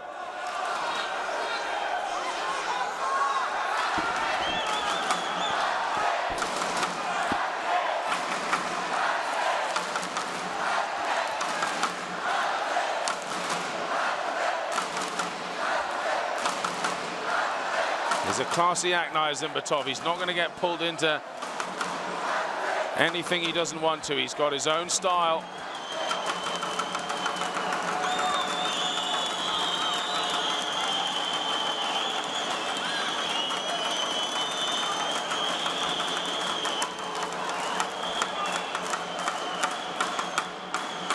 Sits on his back foot, waiting to pounce forward, waiting for the opening.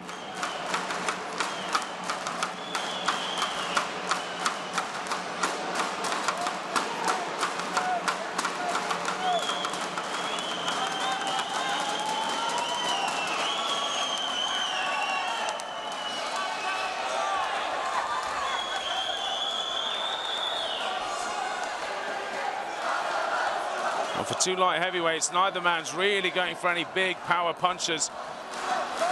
Niyazimbatov just getting through with some nice clean shots, enough to edge out over the Indian here.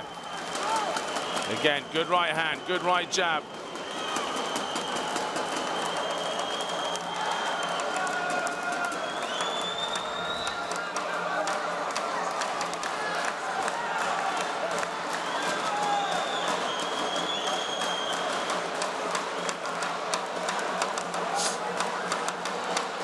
Again, it's this time Sangwan who's being warned about using the inside of his glove there.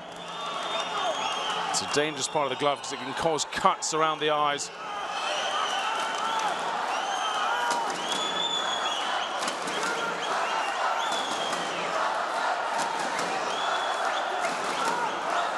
Well, with just 30 seconds to go, Sangwan really needs to throw the kitchen sink at this. He needs to get busy.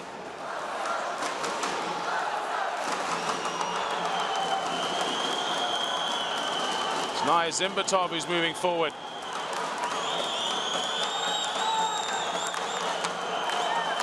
Two incredibly similar styles. Both sitting, waiting for the other to do something, and it's just not happening for Sangwan. And this is going to be Niyazimbatov who moves on to the semi-final. That's it. End of round number 3. And seed number 1.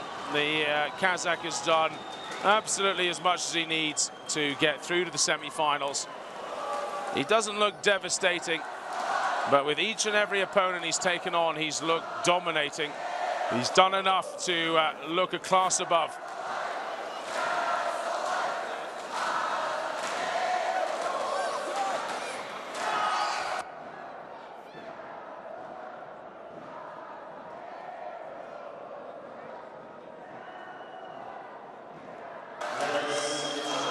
So we go to the judges' final scorecard to find out the result.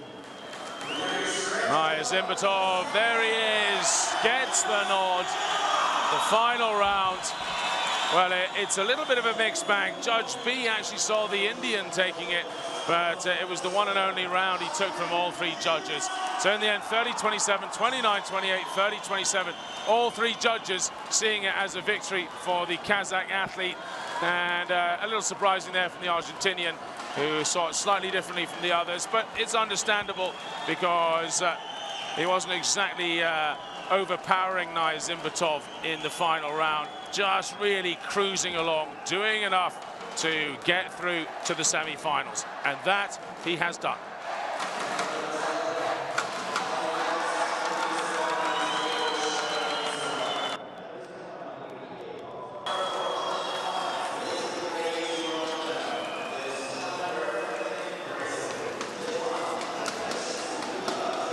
Our second bout of this light heavyweight class is going to be between Peter Mullenberg of the Netherlands and Oybek Mamazulinov. There's Mullenberg.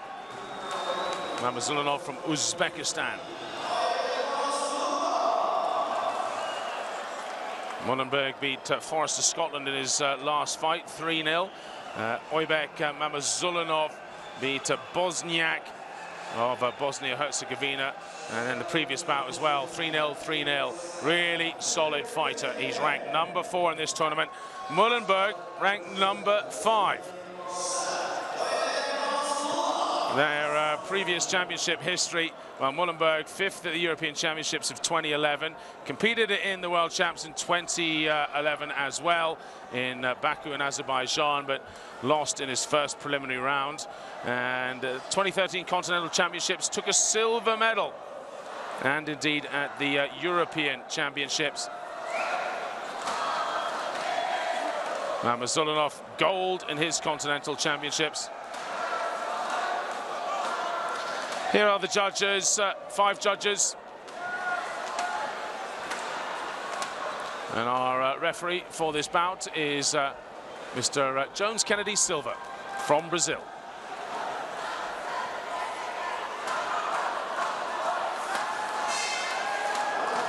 So minus 81 kilograms, men's light heavyweight quarterfinal. Who's going to go through to the next round, the semi-finals, and take on Naya Zimbatov of Kazakhstan? It's Peter Mullenberg of the Netherlands in red, and the Uzbek Oybek Mamazulunov in blue. A couple of good right hands early on by Mamazulunov.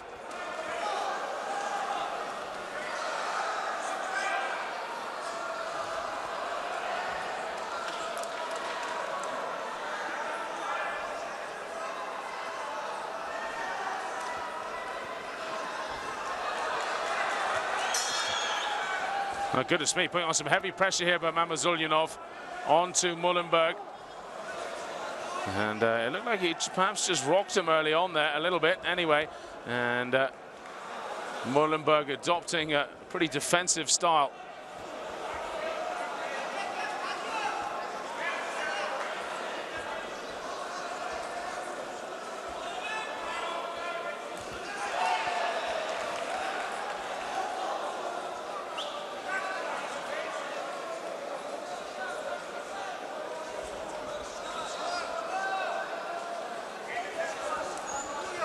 Good left hand there from Mullenberg, countering the attack of Mamazulunov. He's the taller athlete, Mullenberg, by a good few centimeters.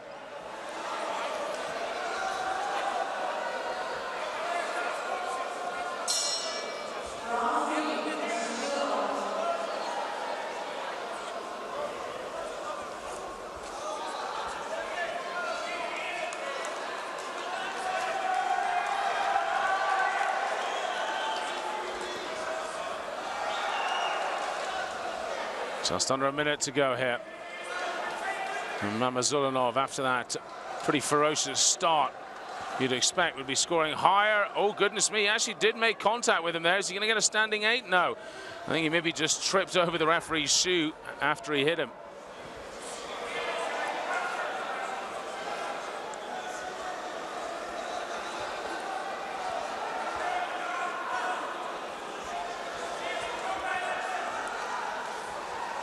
Good little counter left hand there from Mullenberg.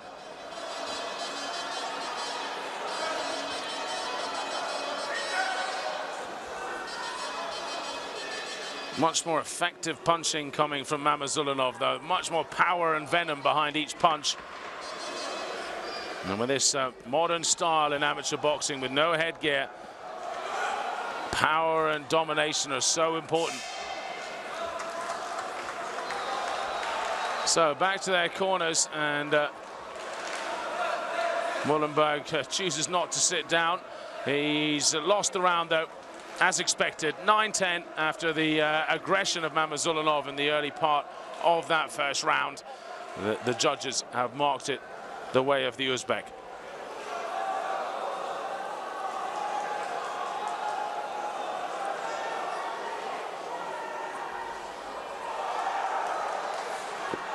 Well, there aren't too many Dutch fighters at this championships, and Mullenberg, their great hope for going on to the semi-finals and finals. And right now, he's not looking particularly convincing against Mamazulunov. These two with a very similar world ranking.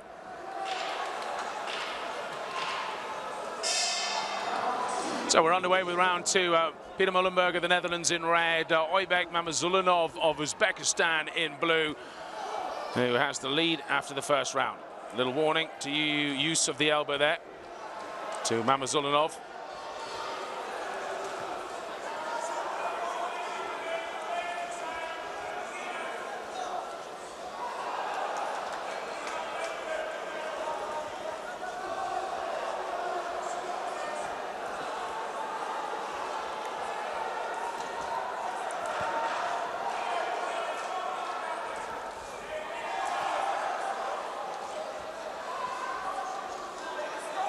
Nothing really cleanly hitting here.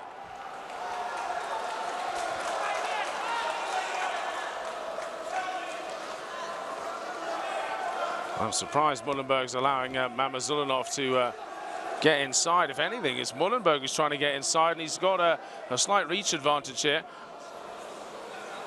He likes to dust up. There's some blood. It looks like it must be coming from the head of Mamazulinov. And up comes the doctor just to have a check.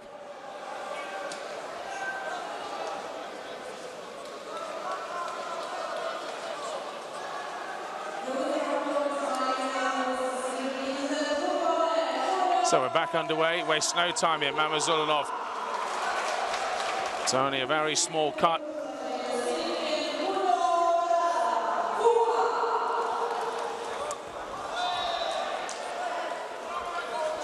Let's just hope a small cut doesn't turn into a big cut, because if he gets through to the semi-finals, that's not what you want to have. And there's no cut in the world that's going to heal in just 2 days. Woof. Launches a couple of bombs there, Mamazulinov. And maybe he's thinking about trying to stop this early.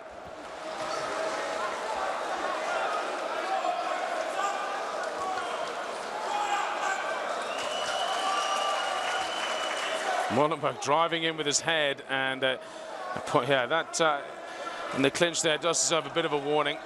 I wonder whether Mullenberg's spotting that cut and trying to target it now.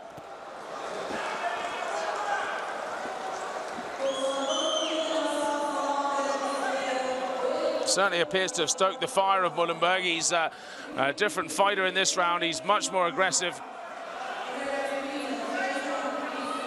Flatten his feet, though, compared to Mamazulinov, who just looks that little bit more athletic in everything he does.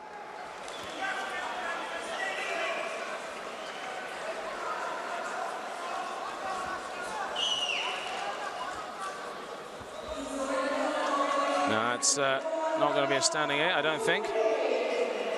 Just check of the gloves and off we go again. In fact, says to Mullenberg, be careful, don't throw him to the ground.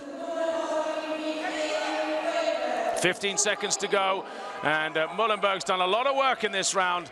It may well be favorable with the judges, and it's a great flurry of a finish here from Mullenberg, trying to dominate at the end, last second. And a really good round from the Dutchman. Much better. He's woken up to the quarterfinals. How will the judges see it? That's the question.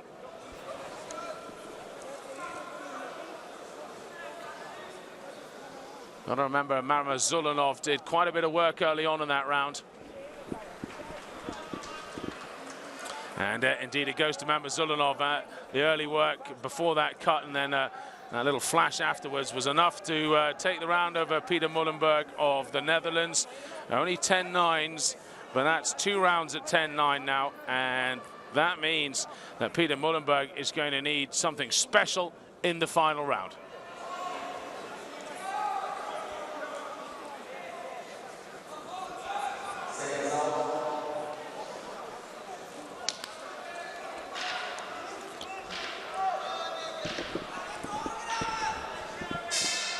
Okay, wait for the bell, says the referee. We're underway. Final round. Peter Mullenberg of the Netherlands in red, up against the Uzbek AIBA Mamazulinov, who's leading this bout. All 3 judges have seen it. Both rounds go the way of the Uzbek.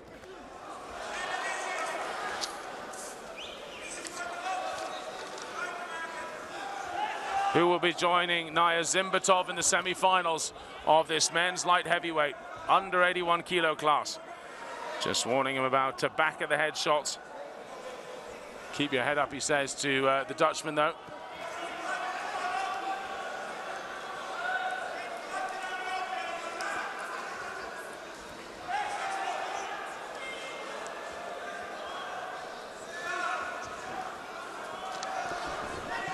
Really using his strength there, Mullenberg, to push him back against the ropes. He's got to get off more shots, though.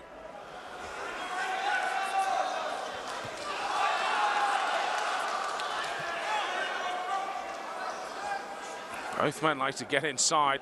They're not boxing from range. Mullenberg started round one boxing like that, trying to use his reach advantage, and it just didn't really suit him, and now he's getting stuck in here.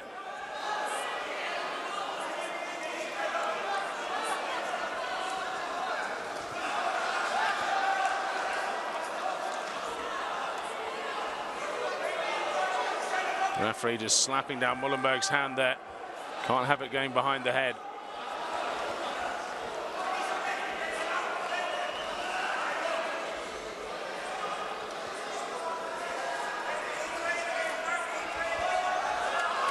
And Mamazulunov just falling over backwards there.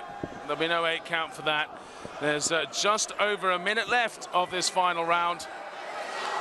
And I think Mullenberg really does appreciate the severity and the importance of turning on something special here. He's trying his very best to get through to Mamazulunov.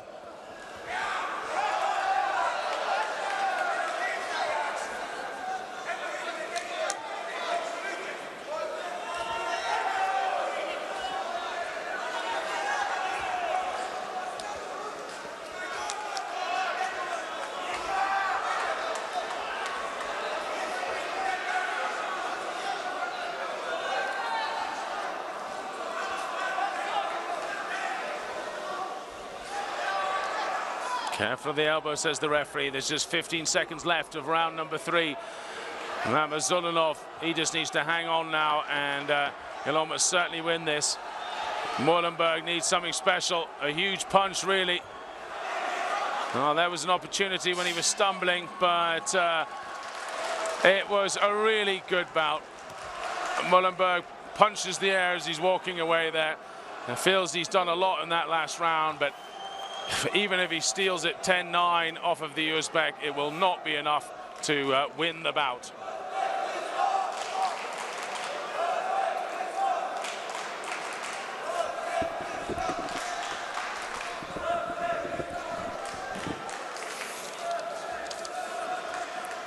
So who goes on to meet Naya Zimbatov in the semis? As expected, Mamazulunov, a deserved victor. Good to see that Mullenberg got one judge there in the end, giving him a 10-9. I'm not necessarily sure he deserved the final round, but by a split decision in the final round there, it shows he really was getting busy. But it's the Dutchman who is off to the shower room as Mamazulunov marches on to the semi-finals.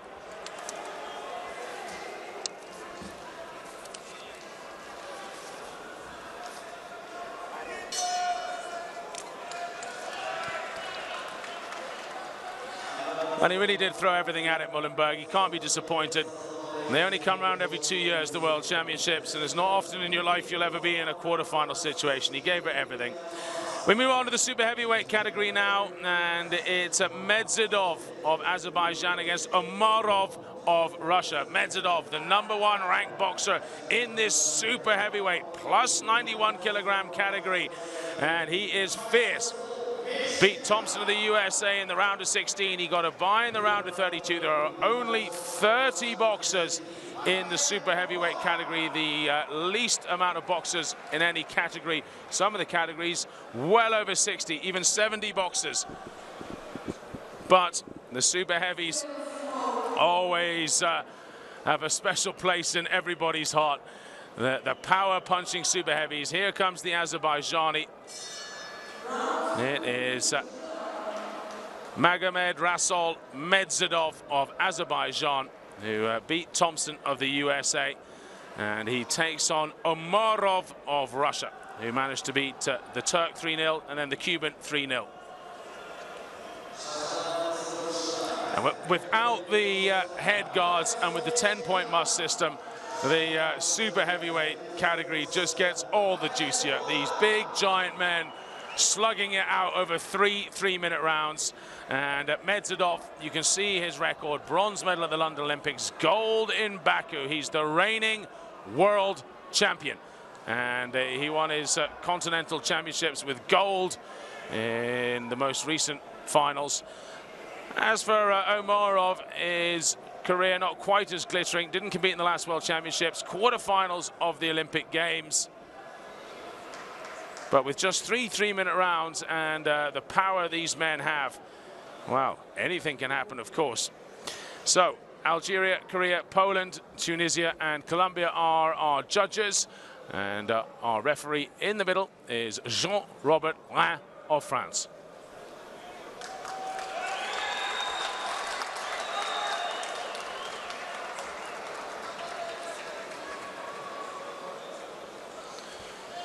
So we're down to the penultimate bout of the quarterfinals. It's the first of the men's super heavyweight fights, and Medzidov of Azerbaijan is fighting out of the red corner. Omarov of Russia out of the blue corner.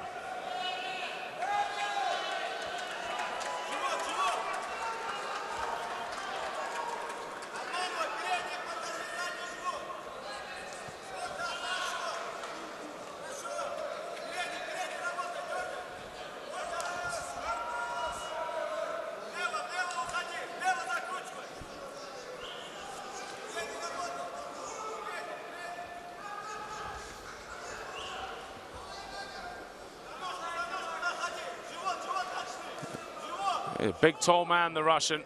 Slight reach advantage over Medzidov, who is ranked #1 in this tournament.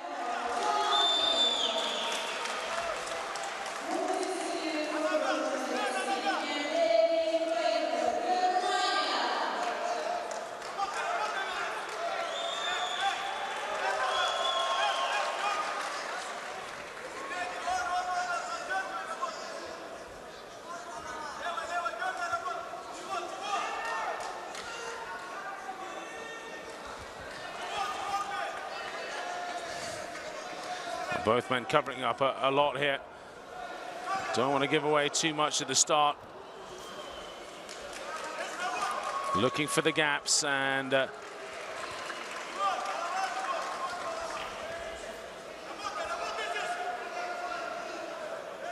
Morov's throwing quite a lot of shots here, though most of it getting soaked up by the defense of Medzidov.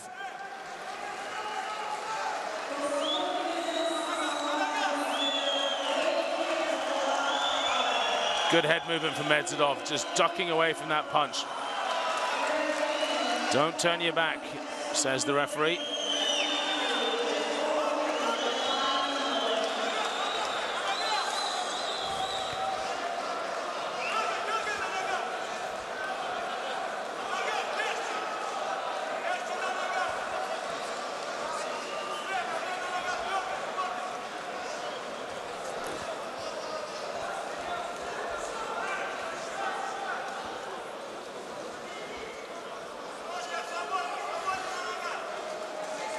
Swing and a miss again from Omarov,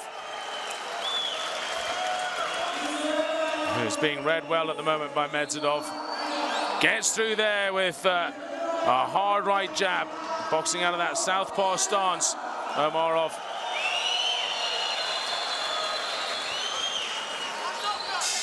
And looking a little bit flat-footed there at the end. Omarov, the Russian in blue, as he heads back to his corner. Mouth open, looking pretty tired, and it's Medzidov who gets 10-9, 10-9, 10-9 across the board from all 3 judges.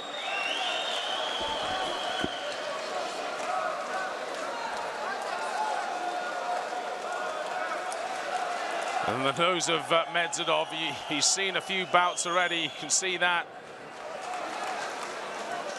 The bout against Thompson, where he won 3-0. Thompson did get through with some great shots.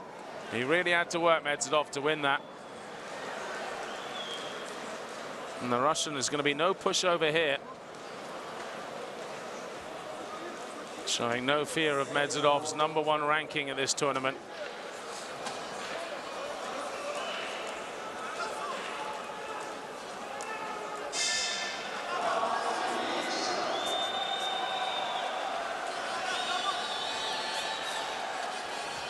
Well, whoever gets through this bout, there's a good chance they'll be up against Roberto Camarelli, who is going to be in the second quarter final.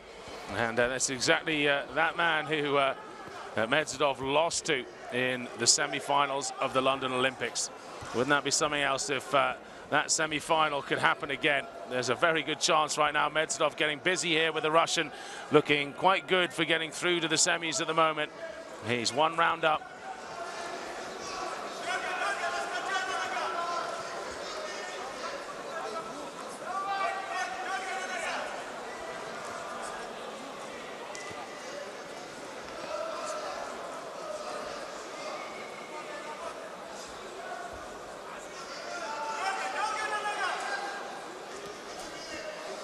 Almaty just looking extremely flat-footed now.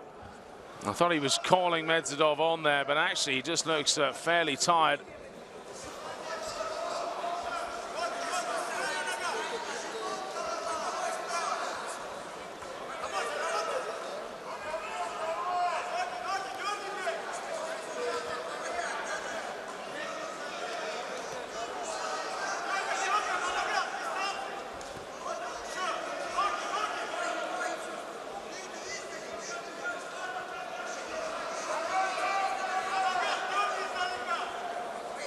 Gets through the guard there of the Russian, Amarov.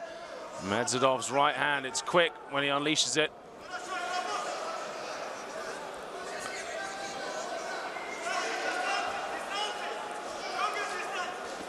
He's waiting for that right hand all the time, Medvedov.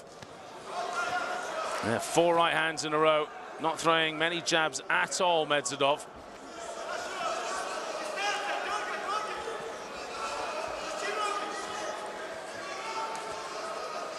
In fact, he's throwing left hooks rather than the jab, coming round the guard of Amarov. 42 seconds left on the clock.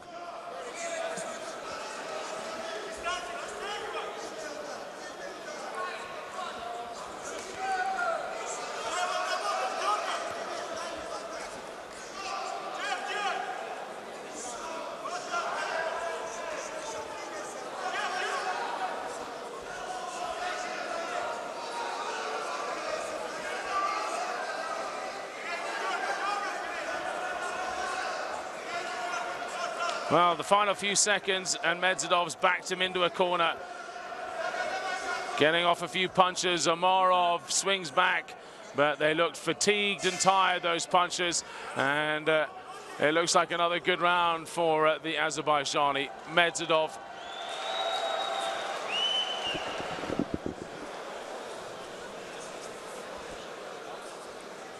So 10-9 all the way down for Medvedov, just as it was in the first round. So 2 rounds now. Medvedov has been dominant in this battle. Amarov just looks fatigued. His coach is trying to encourage him to throw more punches.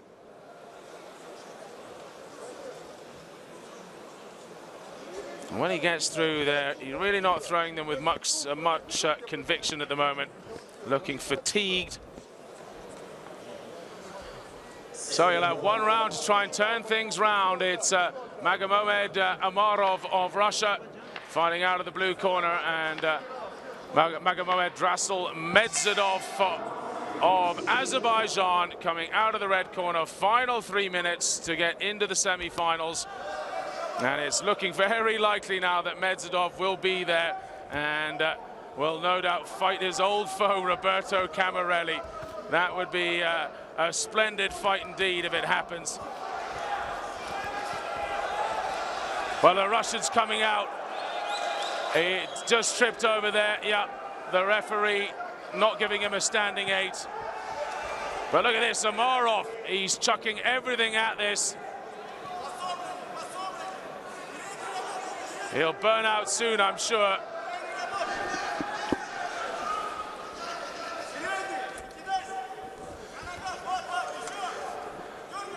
Now, he has, I think the tank's on empty now. He was working on vapors there, trying to come back against Medvedov. His coaches, no doubt, were saying, you're 2 rounds down, you've got to chuck everything at the Azerbaijani. Backed into a corner now. Medvedov goes to work.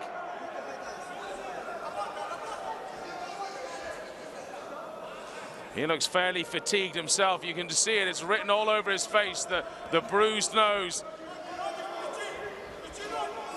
He hasn't had it all his own way.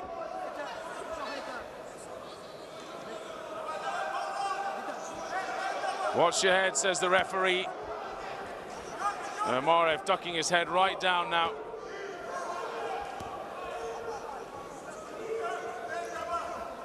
Well, another exchange. No one gets through there. Just over 1 minute and 10 seconds now, this final round. The Russian coaches screaming at him, Umarov, to get a little busier here. But I think he's just flat out of gas.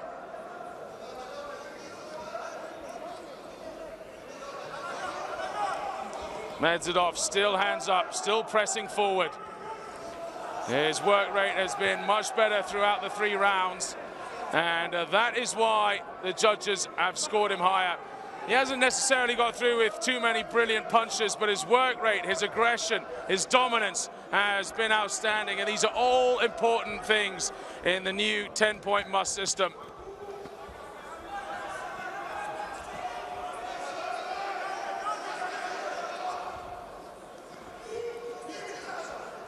Still marches forward.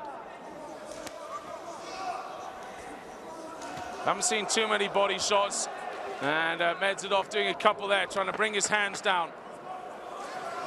That's it, he knows there's less than 10 seconds now. Medvedov doesn't have to do too much more, and a sporting hug at the end there. It was a good contest. In fact, it actually came to light a little bit in the 3rd round. The first 2 rounds a bit pedestrian. The Russian knew that his time was running out here at the World Championships. He had to throw everything at the Azerbaijani, and he did exactly that. He did his best. I think probably just outclassed a bit in the end. The judges may see his efforts favorably in the final round, but I don't think he's going to overcome his deficit from the first 2. So over to the referee.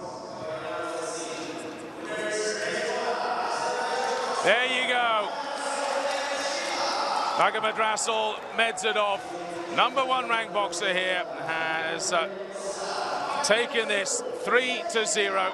He actually lost the final round, 9-10 across the board from all of the judges. So in the end, 29-28. It was a close fight. Good effort from Umarov, the Russian. He really did put in a solid effort in that final 3 minutes. He gave everything, but I'm afraid the better boxer won in the end. And, well, it's now down to 1 more bout for this evening session, and it's going to be the big Croatian up against the legend in amateur boxing, Roberto Camarelli.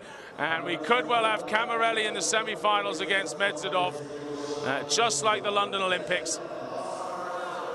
Well, this is this final round here, when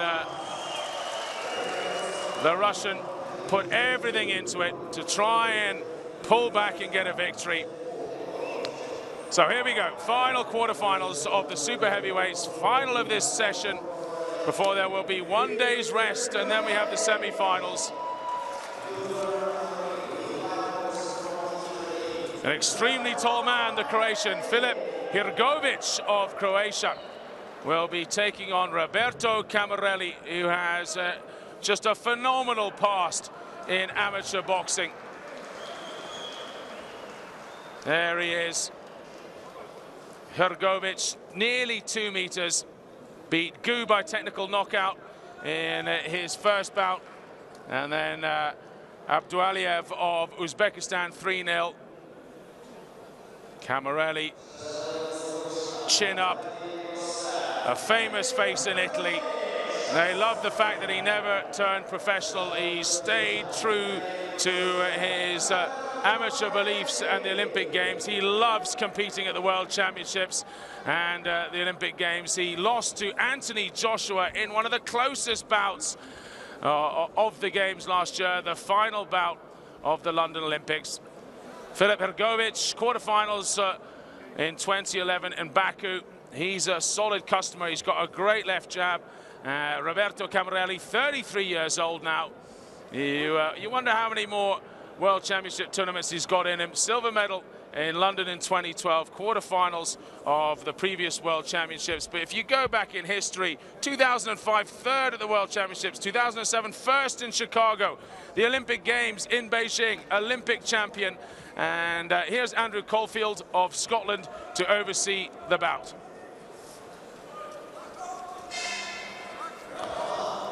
So we're underway, 3 3-minute rounds. The Italian in blue, Roberto Camarelli. Filip Hrgović of Croatia boxing out of the red corner. This will be fascinating to see how Camarelli adjusts to no headgear. He's got big punching power, but for so long now he's been working under the point system. Oh, good clean left hand there from Camarelli.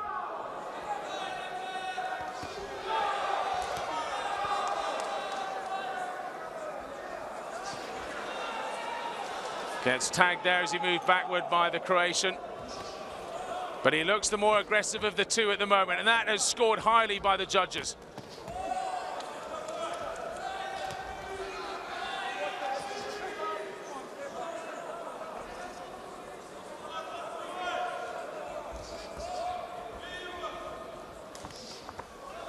Just a trip there. Didn't get hit to the ground. Camarelli 1.91 m. He's not exactly short, but he's giving up best part of 10 centimeters to this big Croatian. Boxes in the southpaw style, the Italian.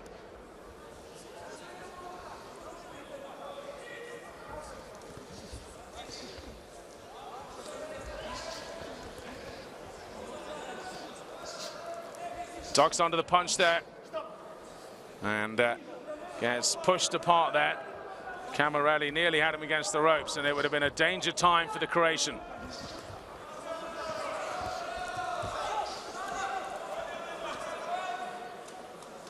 Yeah, no pushing down there in the clinch.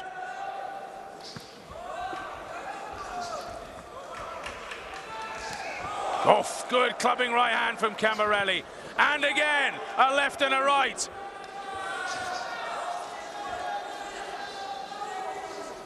A left gets through the guard as well.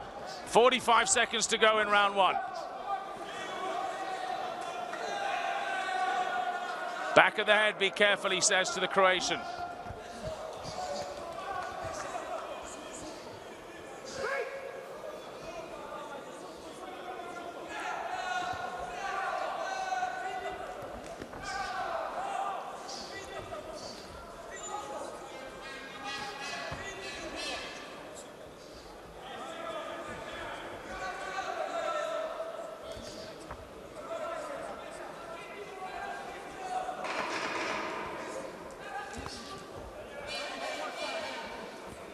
Watch the head, says our Scottish referee.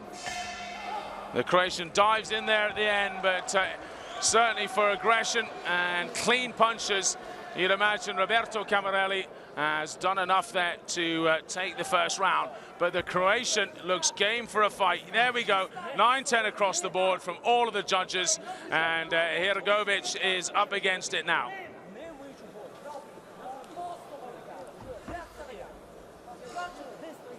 The Croatian coach trying to give him some advice here. I think probably the best would be to stop allowing Camarelli to get inside where his power really counts. If anything, the Croatian should be stepping backwards, using that long jab of his.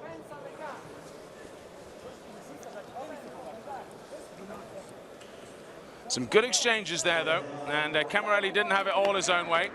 So we come out for the second round. It's Filip Hrgović of Croatia boxing out of the red corner. Roberto Camarelli, the legend from Italy, fighting out of the blue corner.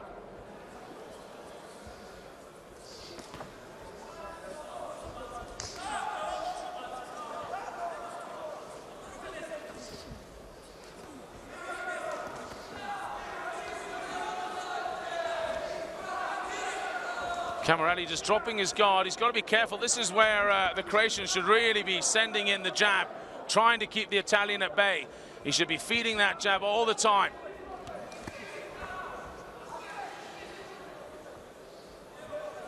Not using his reach advantage. Oh, he clips Camarelli as he comes in there. That was a well-timed punch from Hrgovic.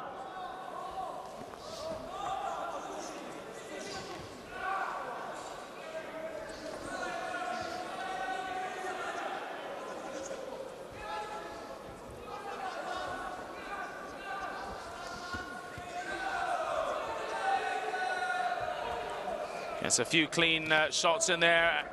Now was potentially to the back of the head, but the referee says nothing.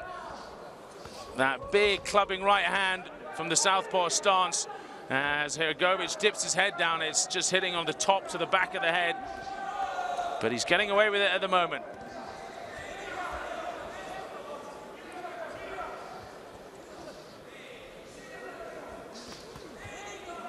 Again, he doesn't use a stiff, straight jab at all, Camarelli. He likes to come up and around with his right hand.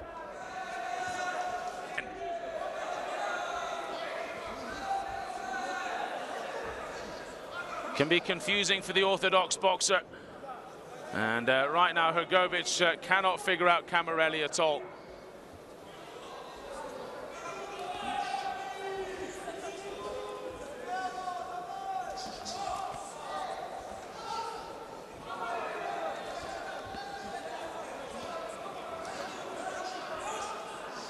Told off for turning around, showing his back to the opponent.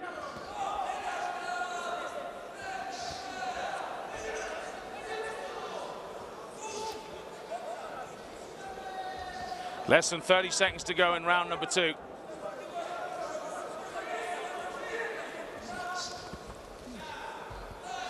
Good punch to the top of the head of the Croatian.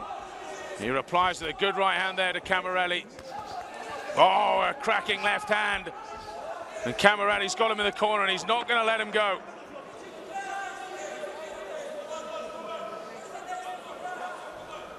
Just a couple seconds left. Oh, a punch to the back of the head. And again, he's told off for turning around. No points warning. That's it. End of the second round. And the Croatian's living dangerously with those punches to the back of the head. He may well lose a point if he's not careful from this Scottish referee. So we have a bit of rest here. Camarelli is 18-10 across the board. He takes round 2 as well. And now Hrgovic is going to have to come out charging in round 3 to try and change his fortune here.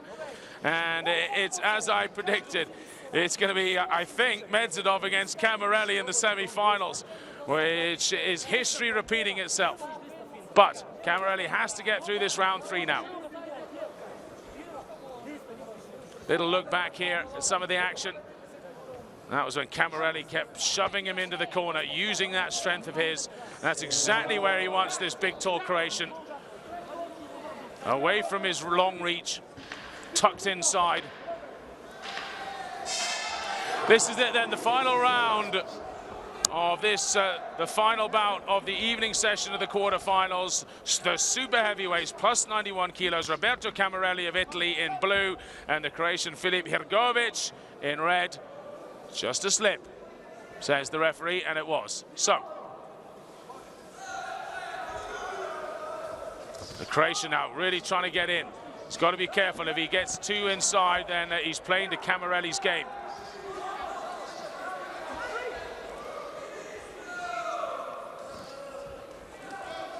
Clubbed by the right hand of Camarelli there as he comes in, and the left. Oh, but he tags him with the left hand, and he should be following up now, the Croatian. He just shook him a little bit.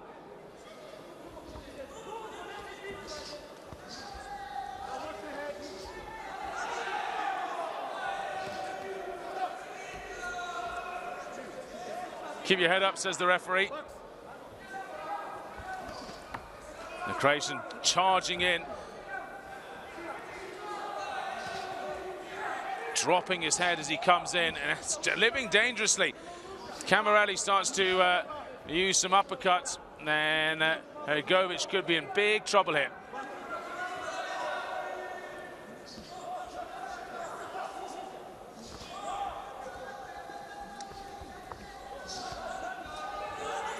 Big swinging right hand from Camarelli, and he huffs and puffs. It was a huge bomb and it missed.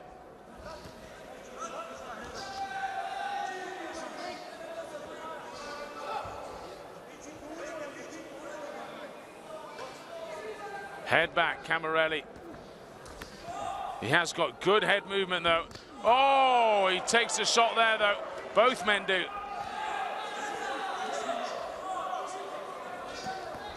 Camarelli, no, he's going to know he's been in a good fight here. If he moves on to the semi-finals, he's had a tough opponent in Hrgovic. You just somehow feel Hrgovic could have used slightly different tactics here and put up a better bout. Oh, and again, Camarelli just starting to use his face as a defense. And it's not the most sensible thing to do with only 30 seconds to go when you're up by 2-0. Oh, a cracking left hand there from Camarelli.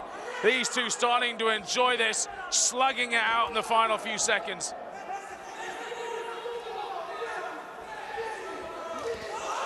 Oh, really gets a clean shot to the side of the head. And again, another good left hand from Camarelli. Less than 10 seconds to go now. Hrgovic looks the fresher of the two and gets a good clean right hand at the end of the bout. Well, what a super fight that was. And Camarelli actually wobbles off to his corner there. His legs were completely fatigued, and I think that last shot actually stung him a bit. And it may well see it now go in favor, this final round of Hrgovic, but it won't be any more than 10-9. And maybe not all the judges will see it like that. Certainly won't be 10-8. I don't think he's done enough to bring this back to beat Camarelli.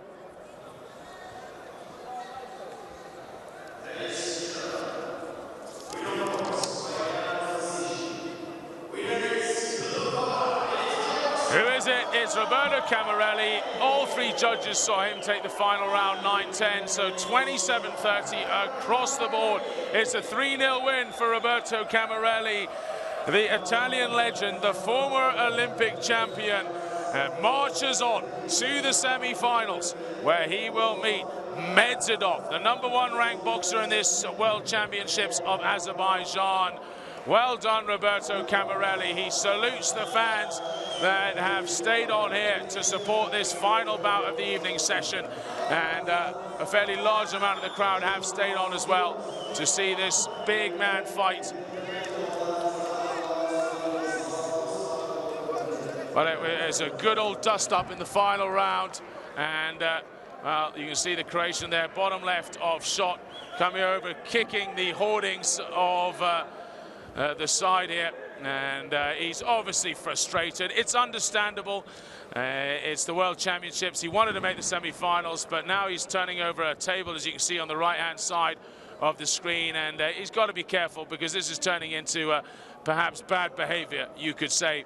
You must be sporting in losing. And when you lose to a legend like Roberto Camarelli, 3-0, what is there to complain about? You've been in a war, you've fought one of the greats, you've lost. You've got to take it on the chin, as it were. But it's been a great evening's boxing and a great afternoon, a great day of quarterfinals, actually. We'll have the semi-finals in 2 days' time.